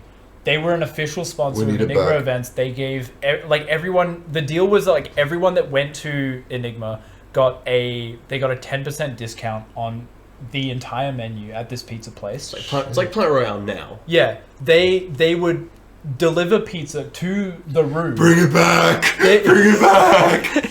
They would deliver pizza to the room that we were in, right? Shit. And we would like advertise them on our streams, on our socials, and everything, and it was really good. I missed it. that. It was good for both of us because one, we had an option for food that was cheap and was like really good pizza. Was it good? Yeah, it was really good. It's called Pixel Bites Pizza. Don't make me crave the pizza right now. I haven't eaten before this.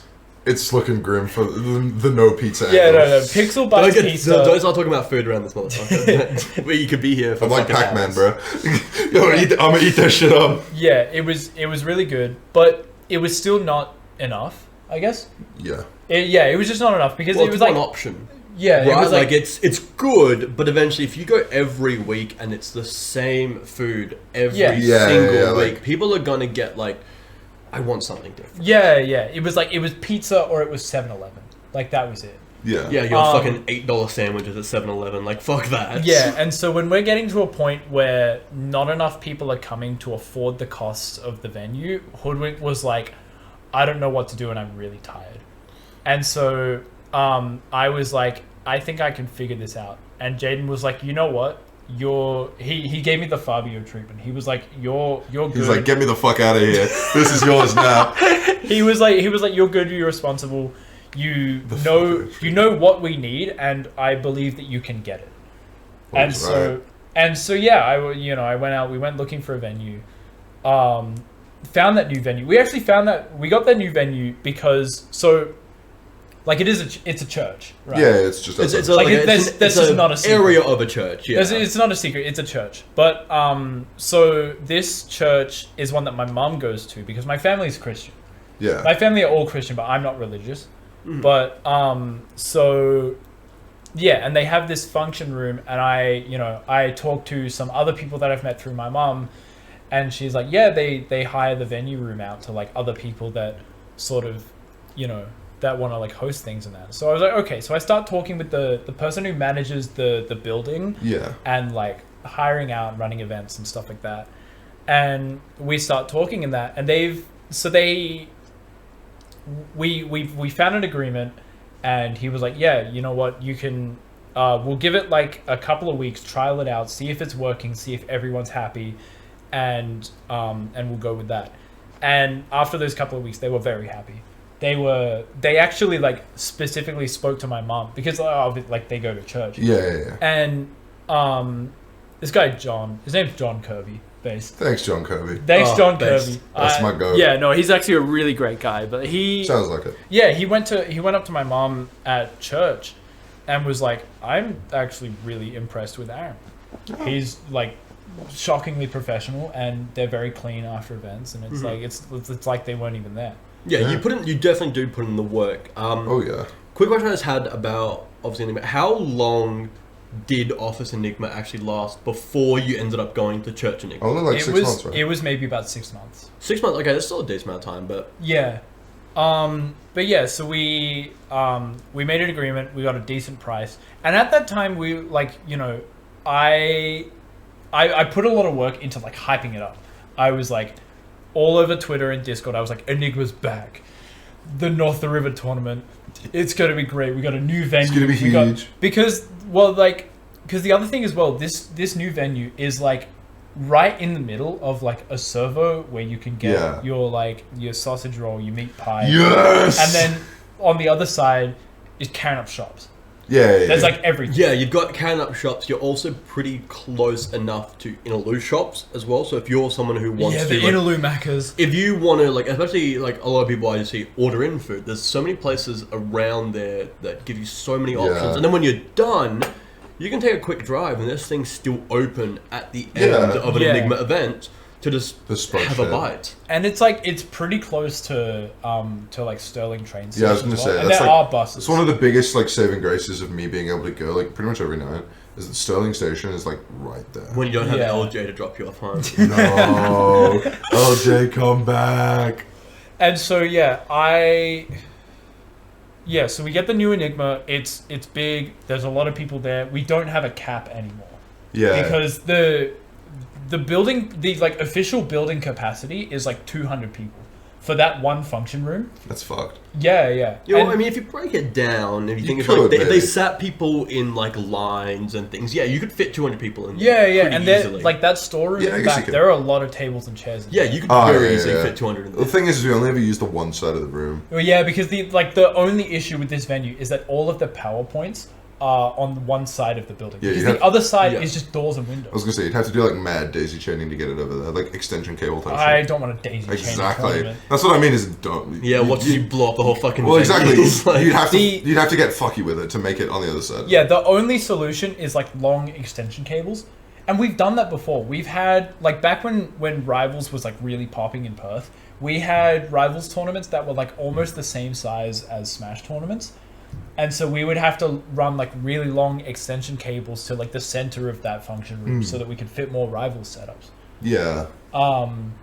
Because we like when we like sort of started up the Rivals scene again, we were getting like the first few tournaments were a bit small, but afterwards we were getting like 15 people like consistently. And it was like that's a tournament that you need like 4 setups minimum. Pretty much, yeah.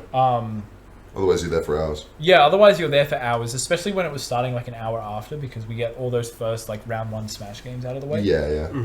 But yeah, no, that was my journey into like TOing, and I've just I really because if there's like the one thing that I love the most about the Smash community is like the community. I love just like. 100% agree. The actual community aspect. Like all the people just like coming together for like a thing that they like, but also, like the outside Hong, and just when we post like game Hongs, man. we all come to Smash Bros. We like take a minute to just sort of talk about not Smash Bros. Things. Oh, and just talk about life, just hang out. Yeah, 100%. That's you're very lucky as well with the majors coming back and with people getting to know each other more. Yeah. Also, when you do have still a lot of new people coming into the scene. And getting to know all those people, you do have a lot more occasions when people, and really at that venue was such a good outside area where you can kind of just disconnect from Smash for 5 minutes. And then you get the sad Maccas after, and it's good. And then, someone went 1-2 and they're like, I fucking hate this game. And then they're like, they hit the Hong outside. They go 1-2, they go outside, they hit the Hong. For the first time in 2 hours, they see clearly. Yeah, and then the sad Jack, and then fucking Jack, and then the sad Maccas is the antidote. It's like the final cure, Every time Jack hits a Hong, it's like he goes. I got it. He goes. He thinks he's so hard too when he does that. He does it everywhere. Bro thought he was hard Jack, for this. by the way. And then returns to the Jack stance. He's like, and then he like. But no, 100%. Like, I think the huge benefit of your venue is allowing an area where people can disconnect. the smokers area, man. Unironically, godlike. Because literally, some then like EP doesn't have a proper dedicated outside area. You go out there, but it's not a place to sit down. So people still do go out there, but having Enigma, you've got chairs, you've got tables, you've just got a second to separate yourself. You just have like a garden you can go outside to. It's just you just separate yourself, and like especially for a lot of people who maybe don't take the game nearly as serious, or people who aren't as invested, or people who just they had a rough game, or they just want a second to just relax. Oh yeah. Some venues just don't have that ability. You just kind of have to be stuck in your venue, and Smash is there in your peripheral the whole time. Yeah.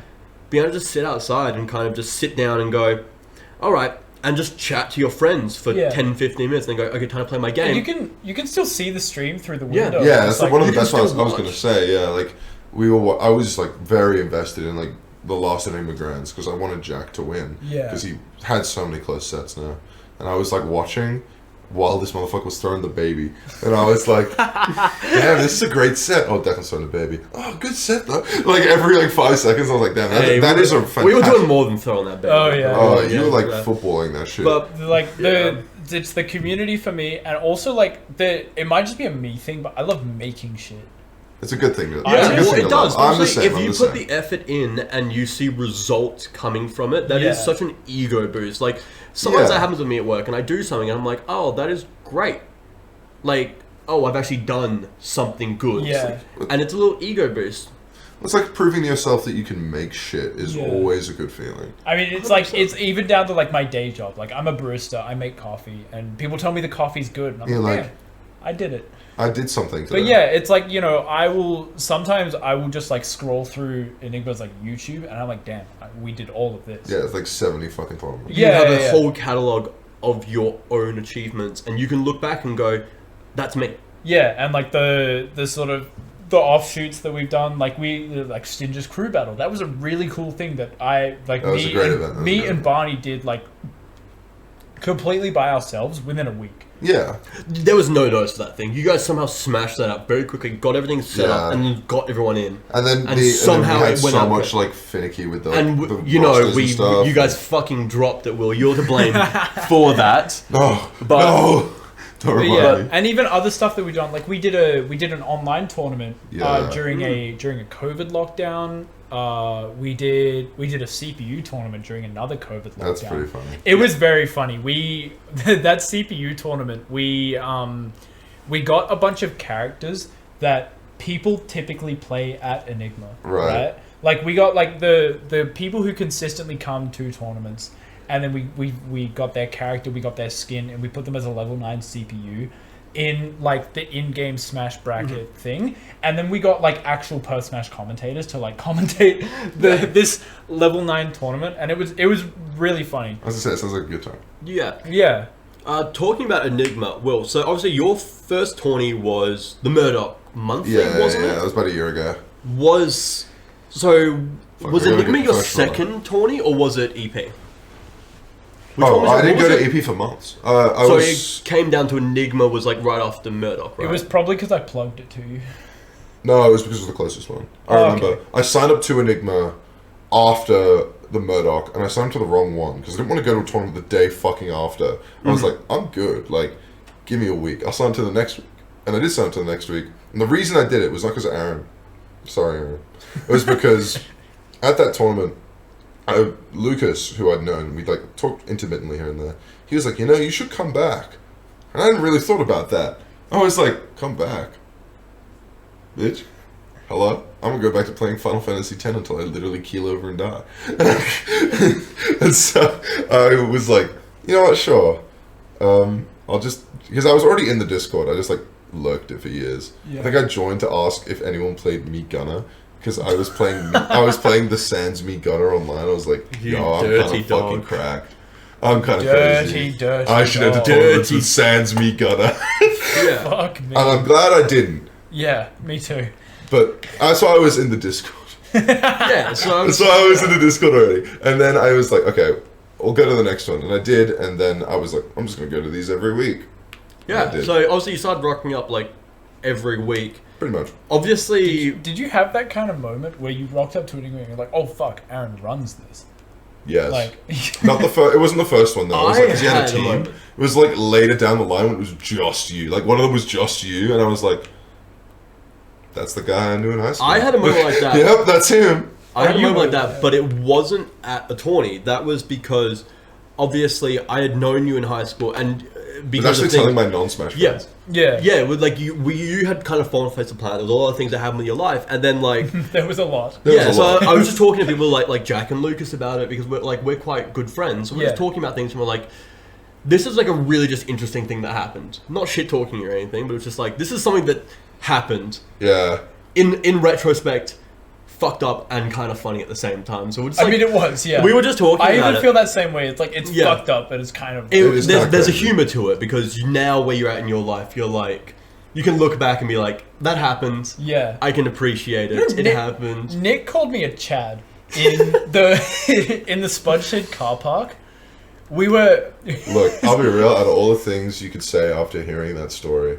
Not called Aaron is a Chad, not the words. It was because we were last words I would hear. We were talking about fucking bitches in the Spudshed car park.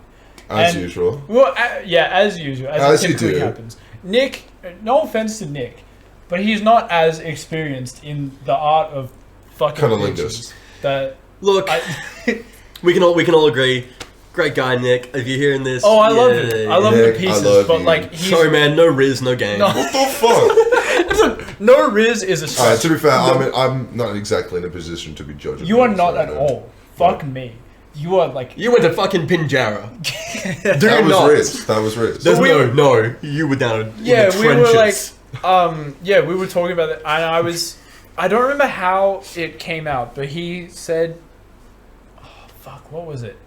He was like, oh, it was something along the lines of like, oh, I've never done this before, and I was like, I've done that, it was alright, and he was like, yeah, but you were Chad. And it's like, I know you've done it. Like, Thanks, man. But yeah, like I was saying, yeah. So I was talking like Jack and Luke's about, and then one time they hit me up and they just go, "The Stinja is on comms today," and I'm just like, oh, that was, I remember What the this. Wait, that happened to me as well. No, it was Ahmed, wasn't it? Yeah, it was Ahmed. I yeah. was on comms at an EP, and Too Much Zelda comes into the chat.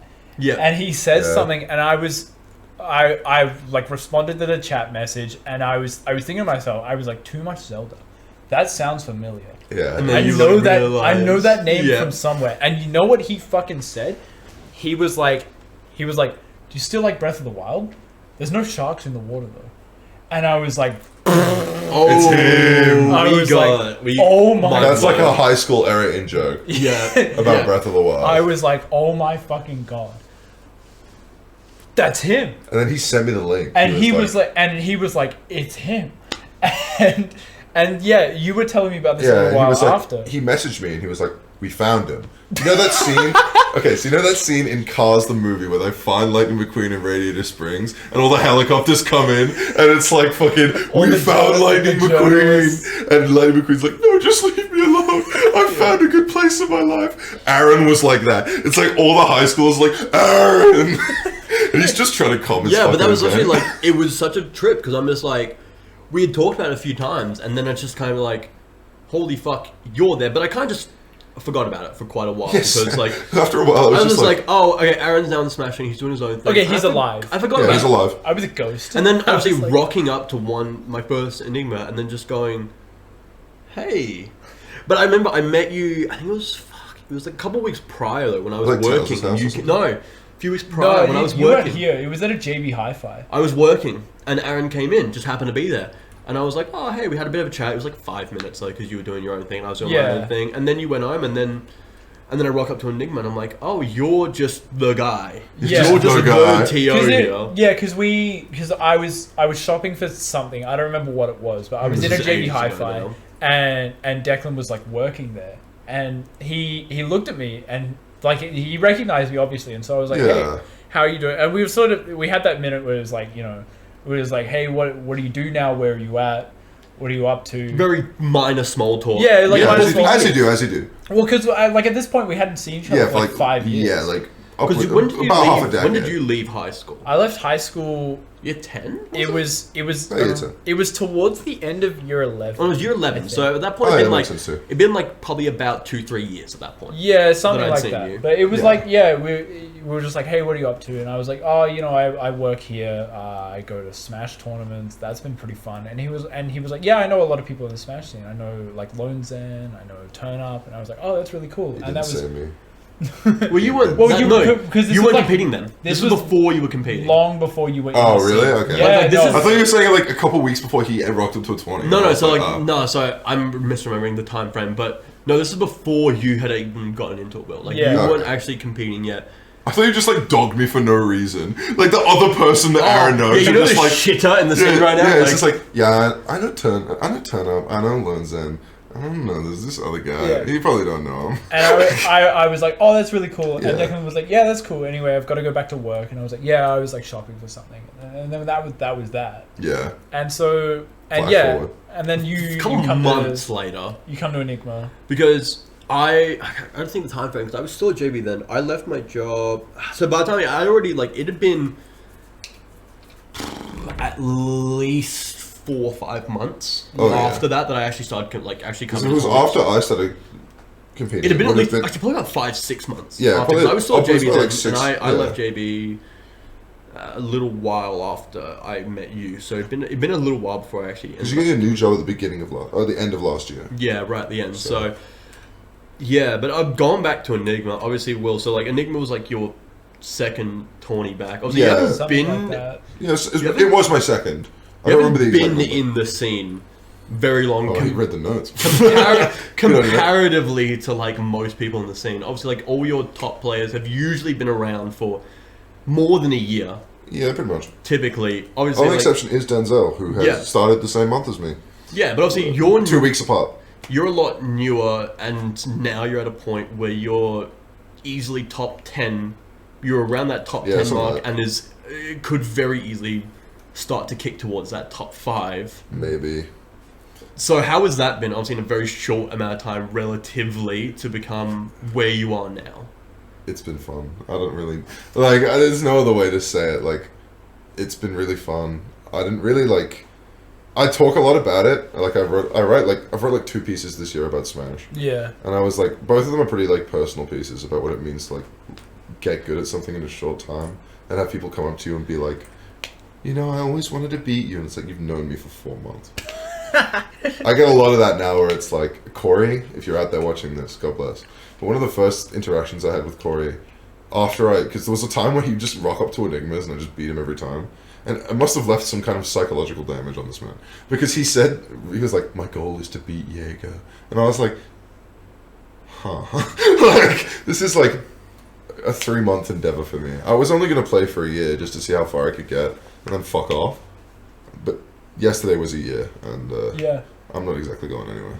So, Oh no. sorry fellas, I'm in it for life. Casio, we're supposed to deal with You it. I guess the best way to say it is I thought it was quite humbling to be good at something off the bat. Like, I didn't have a phase where I was like really bad.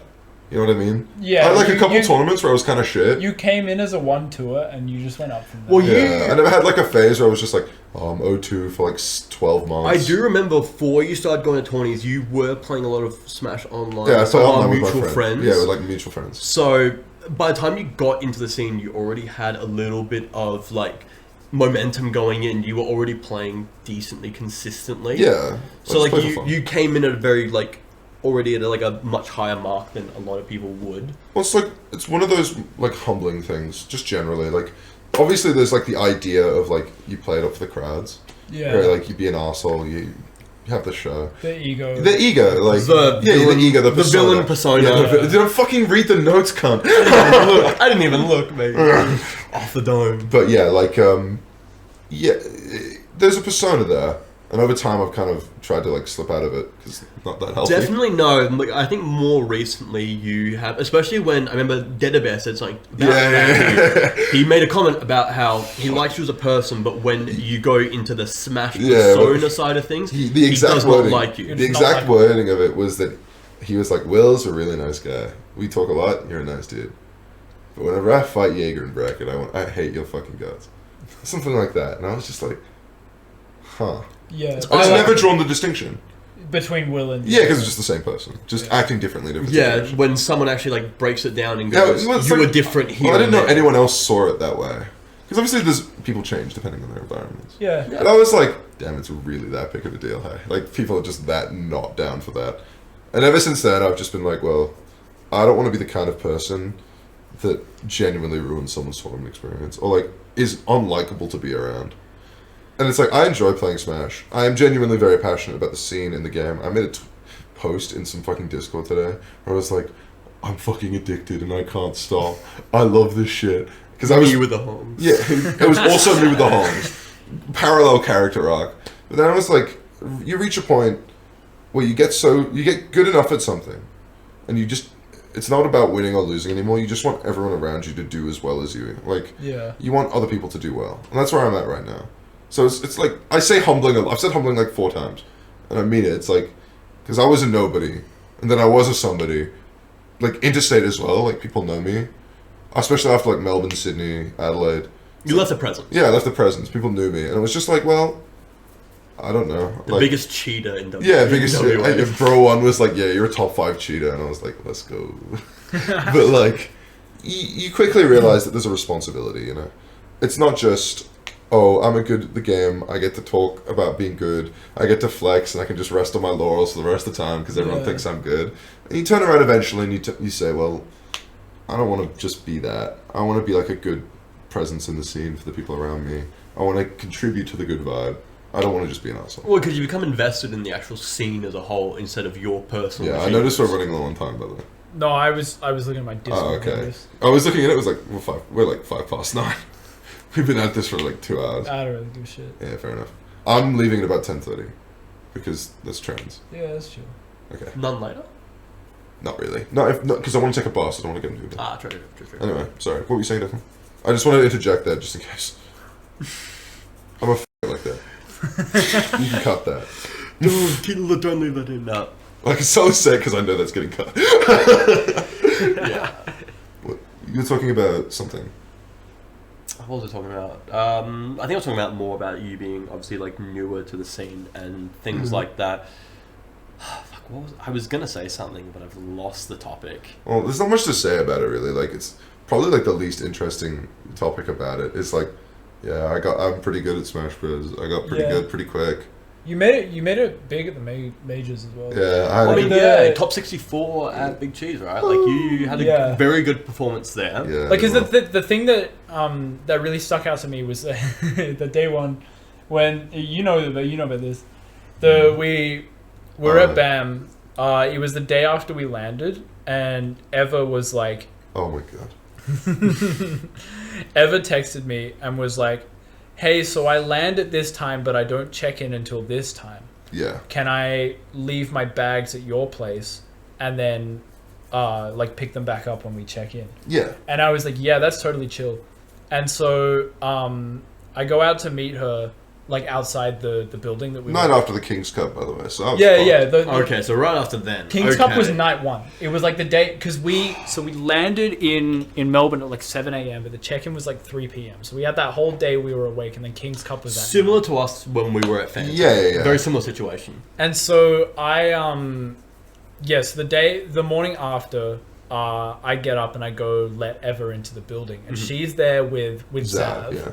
Mm-hmm. I didn't know Zav at the time. I'd never met them, but like, yeah. So we go upstairs, and I say to them in the elevator, I was like, "Hey, so we played King's Cup last night. The apartment might be a bit of a mess right now. Just like giving you this warning. Yeah. Before you guys like walk into the apartment. And Just don't think we're fucked up. Like. Eva's like, "Oh yeah, that's chill. That's fine." And so we go into the apartment, and Eva's like, "Holy fuck, what did you do?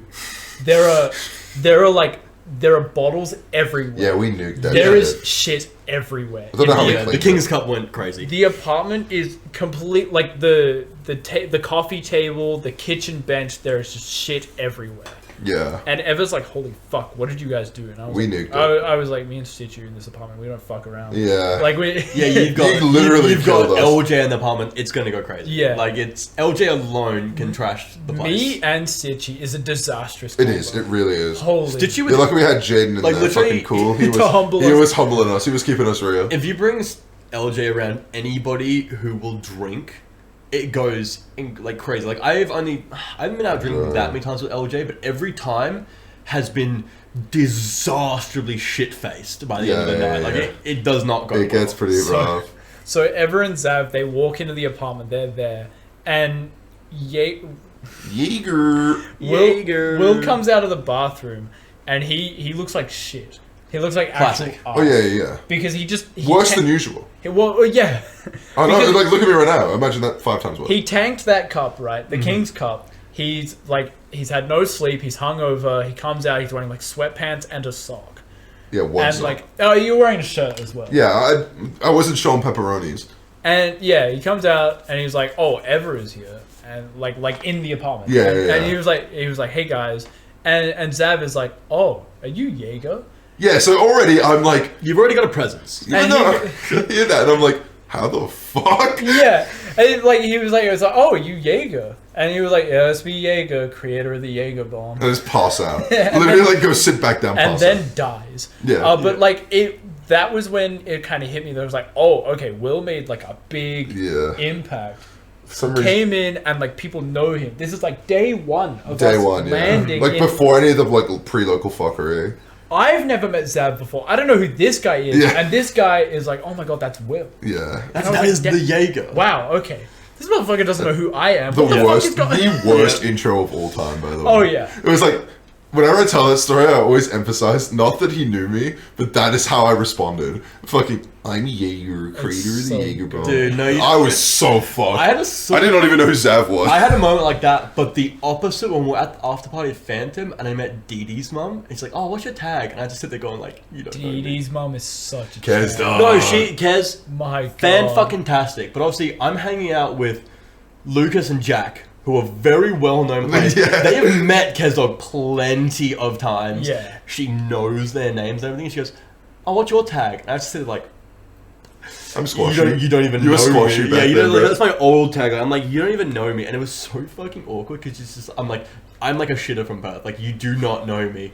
And she was like, "Oh, that's cool." And then just keeps drinking. And I was like, So, she was real for that. "Love you, Kezdog." Yeah, But I was just like, this is Kezdog. so bad. When we were in Adelaide, fucking Seb was like looking through Kezdog's Twitter. I don't know why the fuck he was doing this, but he found Keep going. an unreal fucking picture, and it was fucking broke the seal, man. Yep. It's like this picture of Kezdog rolling like a blunt, not a blunt, like a cigarette, Yeah. and it is the worst cigarette I've ever seen in my life. Like it's a shit roll. Oh yeah, I wish I had the picture on me, but I don't. And Seb, he pulls it up, he retweets it, he says, "What the fuck?" And he like shows it around our little like hostel area. He's like, "This is the worst thing I've ever That's so seen." funny. And the next day, Dee Dee's like, "You're gonna meet Kezdog right now, and you're gonna explain that tweet." And we all think he's gonna be in shit. We're like, because he was fucking with Kezdog. Yeah. Obviously, Kezdog is Dee Dee's mom. So we're all like, is he gonna be chill? Is he gonna be weird about it? Kezdog comes over and is like, "What was wrong with it?" And Seb is like, yeah, and Seb like very like just doesn't know how to respond. He's like, "It was pretty shit." And we were just like, I didn't even hear what they said. I was just like looking at them talking, just like in disbelief that Seb, like our Seb, is there and he's like, "Dude, that was just not a very good cigarette." And then Kezdog is there talking as well. I'm like, this is like a meeting of the minds.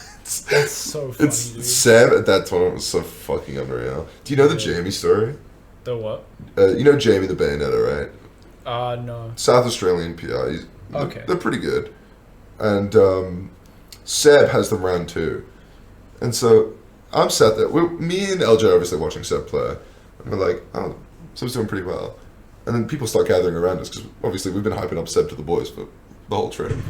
And so there's a pretty big crowd going for Seb.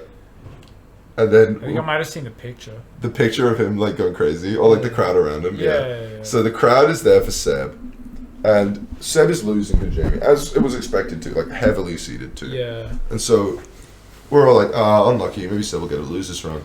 Game one, Seb does the most. Because the whole time he's trying to play PT, like actual PT, and we're just like, it's not gonna work. You Yeah. gotta bring out Seb's Zod, man. You gotta bring out the Zod. And he fucking brings it out. The crowd goes nuts. We're like, "Zod!" And it's ape shit. Yeah. And then he wins. Like reverse three stock or some shit. Right. Off like back throw, roll back throw, flare blitz. Like 40% on Bayonetta. And the crowd explodes. And like, he pops off at game one. That's how sick it was. Yeah. He like jumps out of his seat.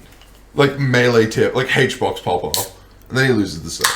But like, it was That's so my fun. goat. It was That's so my goat. sick. And Adelaide, that's like the largest crowd that any set got, I'm pretty sure. Yeah. Just some 2-2 from That was a Perth. huge. And Like, Jamie. I saw The that like picture. on Twitter, and I'm like, I saw the picture. how the fuck Unfucking did you real. guys? How did Seb get such a huge crowd around this? That's the Perth power, man. But Perth, Perth, major power. Perth unreal. are fucking loud, and Yeah, we will be loud at the next major and the major. after. I have to definitely say, obviously only being Sorry, Piers, two Phantom, Yeah. only one major, the loudest group was 100% Perth. Oh yeah. You should I- have seen the BAM crew battle. The Like band battle. I don't even think it's I a think competition. the Phantom Perth was is, louder than Band. Perth is easily like the loudest, with especially the least number of people from that state. Yeah, because Yeah. it's so fucking expensive to go there. Yeah, but like no, but I'm saying like even with how few people go from Perth, the fact that you're easily louder than Yeah. states that have, 3 times as many people is a testament to like just how much we get behind our Yeah, guys. because they don't have will. Yeah, exactly. Every time you open the mic, you open the mouth, you fucking Well, pick we're the watching- Yeah, mic. that's what I'm When saying. we're I'm looking at watching, the mic right now, like Jesus, I gotta keep it down. When we're watching Ludo play, Ludo. Like, so They're we have strong fried cognito. rice on the stage and all that. Everyone is like, you know, they're decently hyped, decently loud, and then there's just me, you, Tommy, Chef, Kutza, I think Watercolor. one or two other people. I don't remember Yeah. if Lucas. I think Lucas and Jack were playing that time. And we are screaming Yeah, hands out up for for Ludo. fucking Fried to win that. Ludo. Every fucking time I'm out with Kutz now and we're drinking, he says Ludo, and I have to look at him, and I'm like, do I do it? Mr. Incognito. Mr. Incognito, underrated. There's like so many fucking good ones. I used to just like throw out randomly about Fried. Day one, I would just be like, the Enigma. That was my favorite, the Enigma. Fucking Enigma? obviously Dr. Ludo, because that's what he was called on Quick Play. That's like his Quick Play account. Yeah, Dr. Fucking Ludo, Dr. Ludo. classic. You just say Fried, and then you'd say, there's the Enigma. And then there was like Man of Mystery or some shit. Just like random bullshit about how you couldn't tell who he was. Yeah, talking about Fried, also it's coming out a little bit after, but congratulations, Fried, Oh, on yeah, getting he got a signed sponsor. Yeah, that's to... fucked. Which org was it again? Some new one called EXO, which is also I the name didn't of. see that. Yeah, He just got signed, so congratulations, We love Fried, you, to that. Fried. The GOAT. That was so Somehow the fucked. best player in Perth that does not attend Attend. any fucking tourneys and just Grinder. shits on everyone. I I'm would like, sign Fried if I was an org. oh, of course. What's Like- the fucking word? The motherfucker cracked. just shits on everyone at one tourney every few I'll be months real. and I then thought goes home. Kanga was gonna hire him. Like, because That's a possibility. Yeah, I see that. Maybe. because they were going for like top one per state, right? Like, Yeah, yeah. They Kanga have was trying to Ghost. pick up a lot of people. Yeah, they have Ghost and they have Strix and Dizzle, Yeah. and that's like top 1 and 2 in Melbourne, the most competitive state. I think Ghost is obviously the best in SA. So I was like, oh, they're gonna look to other states. They're gonna get my boy Ludo because he's number 1. Yeah. And then they came out today with this, like, EXO, whatever the fuck. Sponsored by Mad Cats. Mad Cats used to fucking sponsor Daigo. Like, Yeah. fucking Street Fighter Daigo. Like, the GOAT of all time Daigo. So I was like, alright, guys, like, good sponsor. Yeah, but the thing with Kanga signing in Perth, I feel like I don't know anything about Kanga, but I feel like obviously Perth is always a place that gets overlooked and is the last place to look because it doesn't hold Well, Perth is gonna that many places and You're it's so not far wrong. away from everything. You're not wrong, but a lot of the sponsors have been looking at Perth lately. Like, who the fuck was it? Like, all of these, like, shit tier, like... yeah, Can't! But, like, shit... Cunt all Tonberry. these, like, Cunt shit Tonberry. tier... Like, sorry, all the orgs that are gonna get fucking offended by this. All these, like, shit tier, mid-level orgs who, like, don't really have any skin in the game, usually dissolve after, like, 2-3 months. Yeah. They always get one Perther. Like, Flood got Kaido Roy. That's true. And fucking... Who was it? Like, well, Collateral wasn't a bad org, but they just Yeah. collapsed anyway. Collateral got Teehee. Which is, like, it's a good pickup. It's like, they all just get one Perth player now. Yeah. So I don't know. Well, I feel like it's an easy pickup because no one else is picking up anyone from Perth. Yeah. Like, who in Perth is actually, like, picked Tom up by an Brady. org? So you have Tomberry, Jar, right? Well, Jar Luma. well, let's be Jar real. Luma, but, like... Covenant Tomberry is a meme. Like, Yeah. Covenant, I'm pretty sure is not a real org. But yeah, but, like... Have they done anything? Not that I've noticed so far. I but, follow like, their Twitter. being real, who in Perth is actually picked up by an org right now? Ever, Temper, Pandemic. I don't know what the fuck the deal is with that, but they still have the jerseys. There's Hoodwink technically. Yeah, Hoodwink is Kanga, true. Yeah, but true. he's a social, social media media manager. Yeah, And so he's then- not, like... He's not picked up by the org because of him Well, it's as a Ground player. Zeroes. Ground Zeroes used to... Ground Zeroes had Jar and Luma. And Yeah. they still have them both. And then... Pretty sure Turn Up was with Ground Zeroes for a bit. And isn't He was. And then he got dropped because he's a fucking problematic piece of shit. No, no, it's because he got into some shit and then they dropped him. And he Yeah, I didn't remember. I was there. Yeah, Lonzen was with Fury for a bit, and I think the same thing happened to him. Or he just dropped out of Fury. One or the other. Probably. And then, I don't know anyone else who's with an org. Obviously, Teehee's been between a few orgs. Lesse, but Lesse's dog shit. Yeah, Lesse did not last long. Yeah, Dawnfire, the social media manager for Lesse. It didn't really help that the players that they signed were like because when Lesse got into Smash, they signed Hoodwink, Cougs. They signed Hoodwink. Well, I think they signed him as a content creator. I was gonna say, because, like... Hoodwink used to be a streamer. Yeah, okay. They signed him as a content creator. They started Tintin. Yeah. And then later Teehee. It was like Cougs, Tintin, Teehee. Cougs got banned. Yep. Tintin retired. Yep. And then Teehee was Their only player. well, yeah, Teehee was their only player, and she was even not.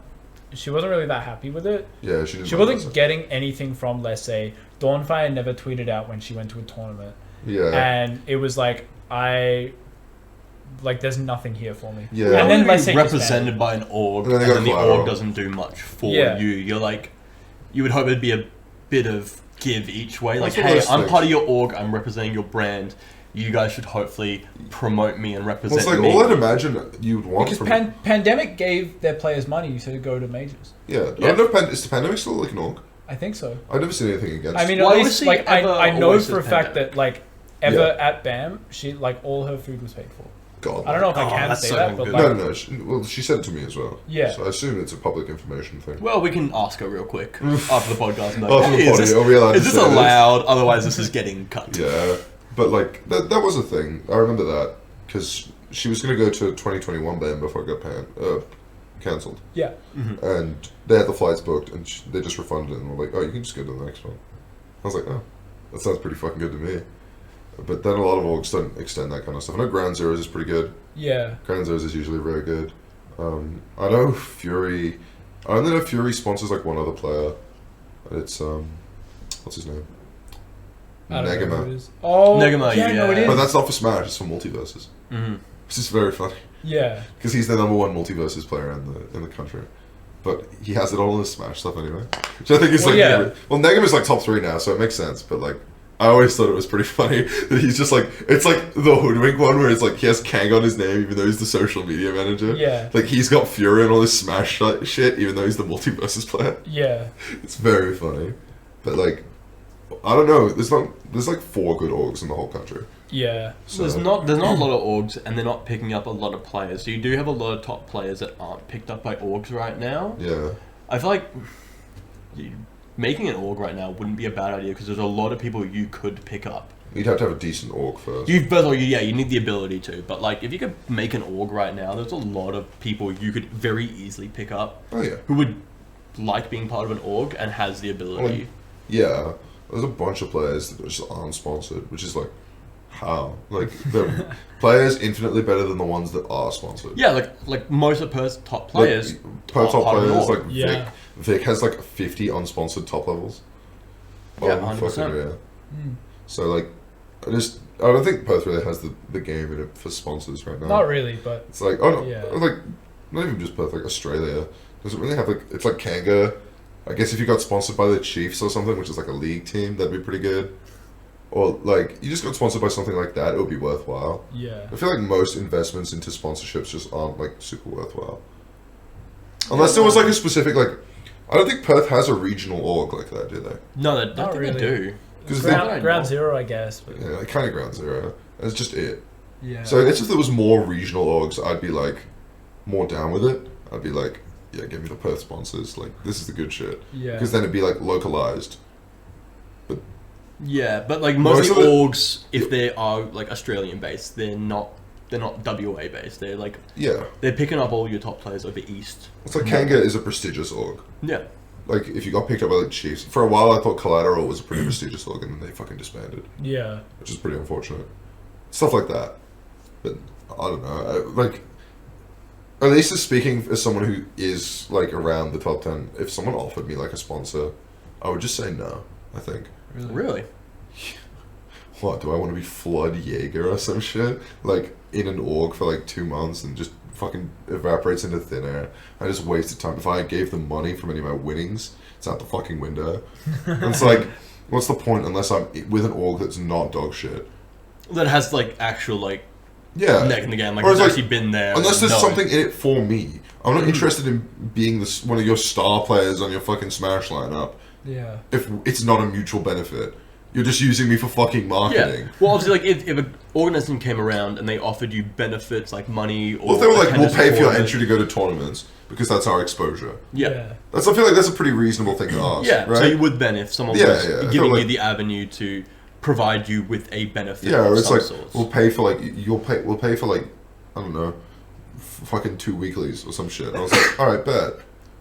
And on the condition that we get some of your winnings, should you get any, I'll be like, Oh fuck! Fucking Fucking bless hell, you. dude. Jesus. Look, I don't fuck around when I sneeze. yeah, I you're go like crazy. you're like crazy, you're like heavy sneezer. Yeah. Yeah, there's not really infrastructure for orgs like that. Oh fuck! Oh my god! Oh my god! Okay, no. If you sneeze again, there's no bless yous. Yeah, Yeah, no, I'll take we're that. using No, them up. We're using that's them fine. up. Ugh. I'm feeling the hongs, bro. I actually felt sick from the hong earlier, and I like stopped talking. I was like, I hope Declan keeps talking because I don't know if I start talking, I'm pretty. We can keep going. Yeah. No, you know how I am. I'm a machine. This is fuel. It's the pineapple one, man. What the fuck?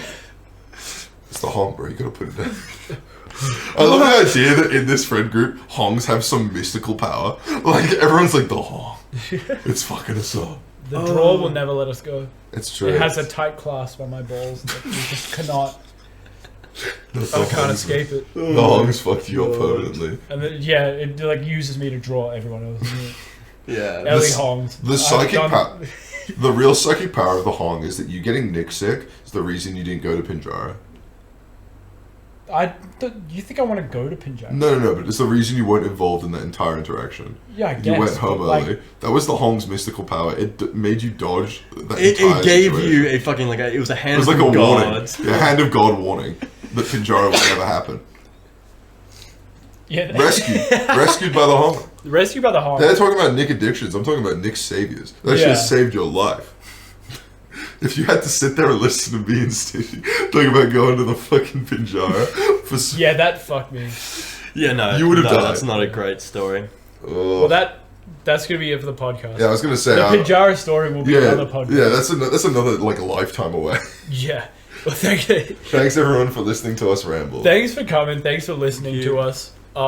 Enigma on Twitter, on YouTube. Follow us. Come to my tournaments. They're great. I swear. I'm Jaegerdan on Twitter. Follow me. I really need to follow us all on Twitter. Actually, Vexx_3D on Twitter. Follow us all. The only tweet he's ever made is one tweet. And his bio is that he loves alien pussy. Yeah. The Twitter of all time.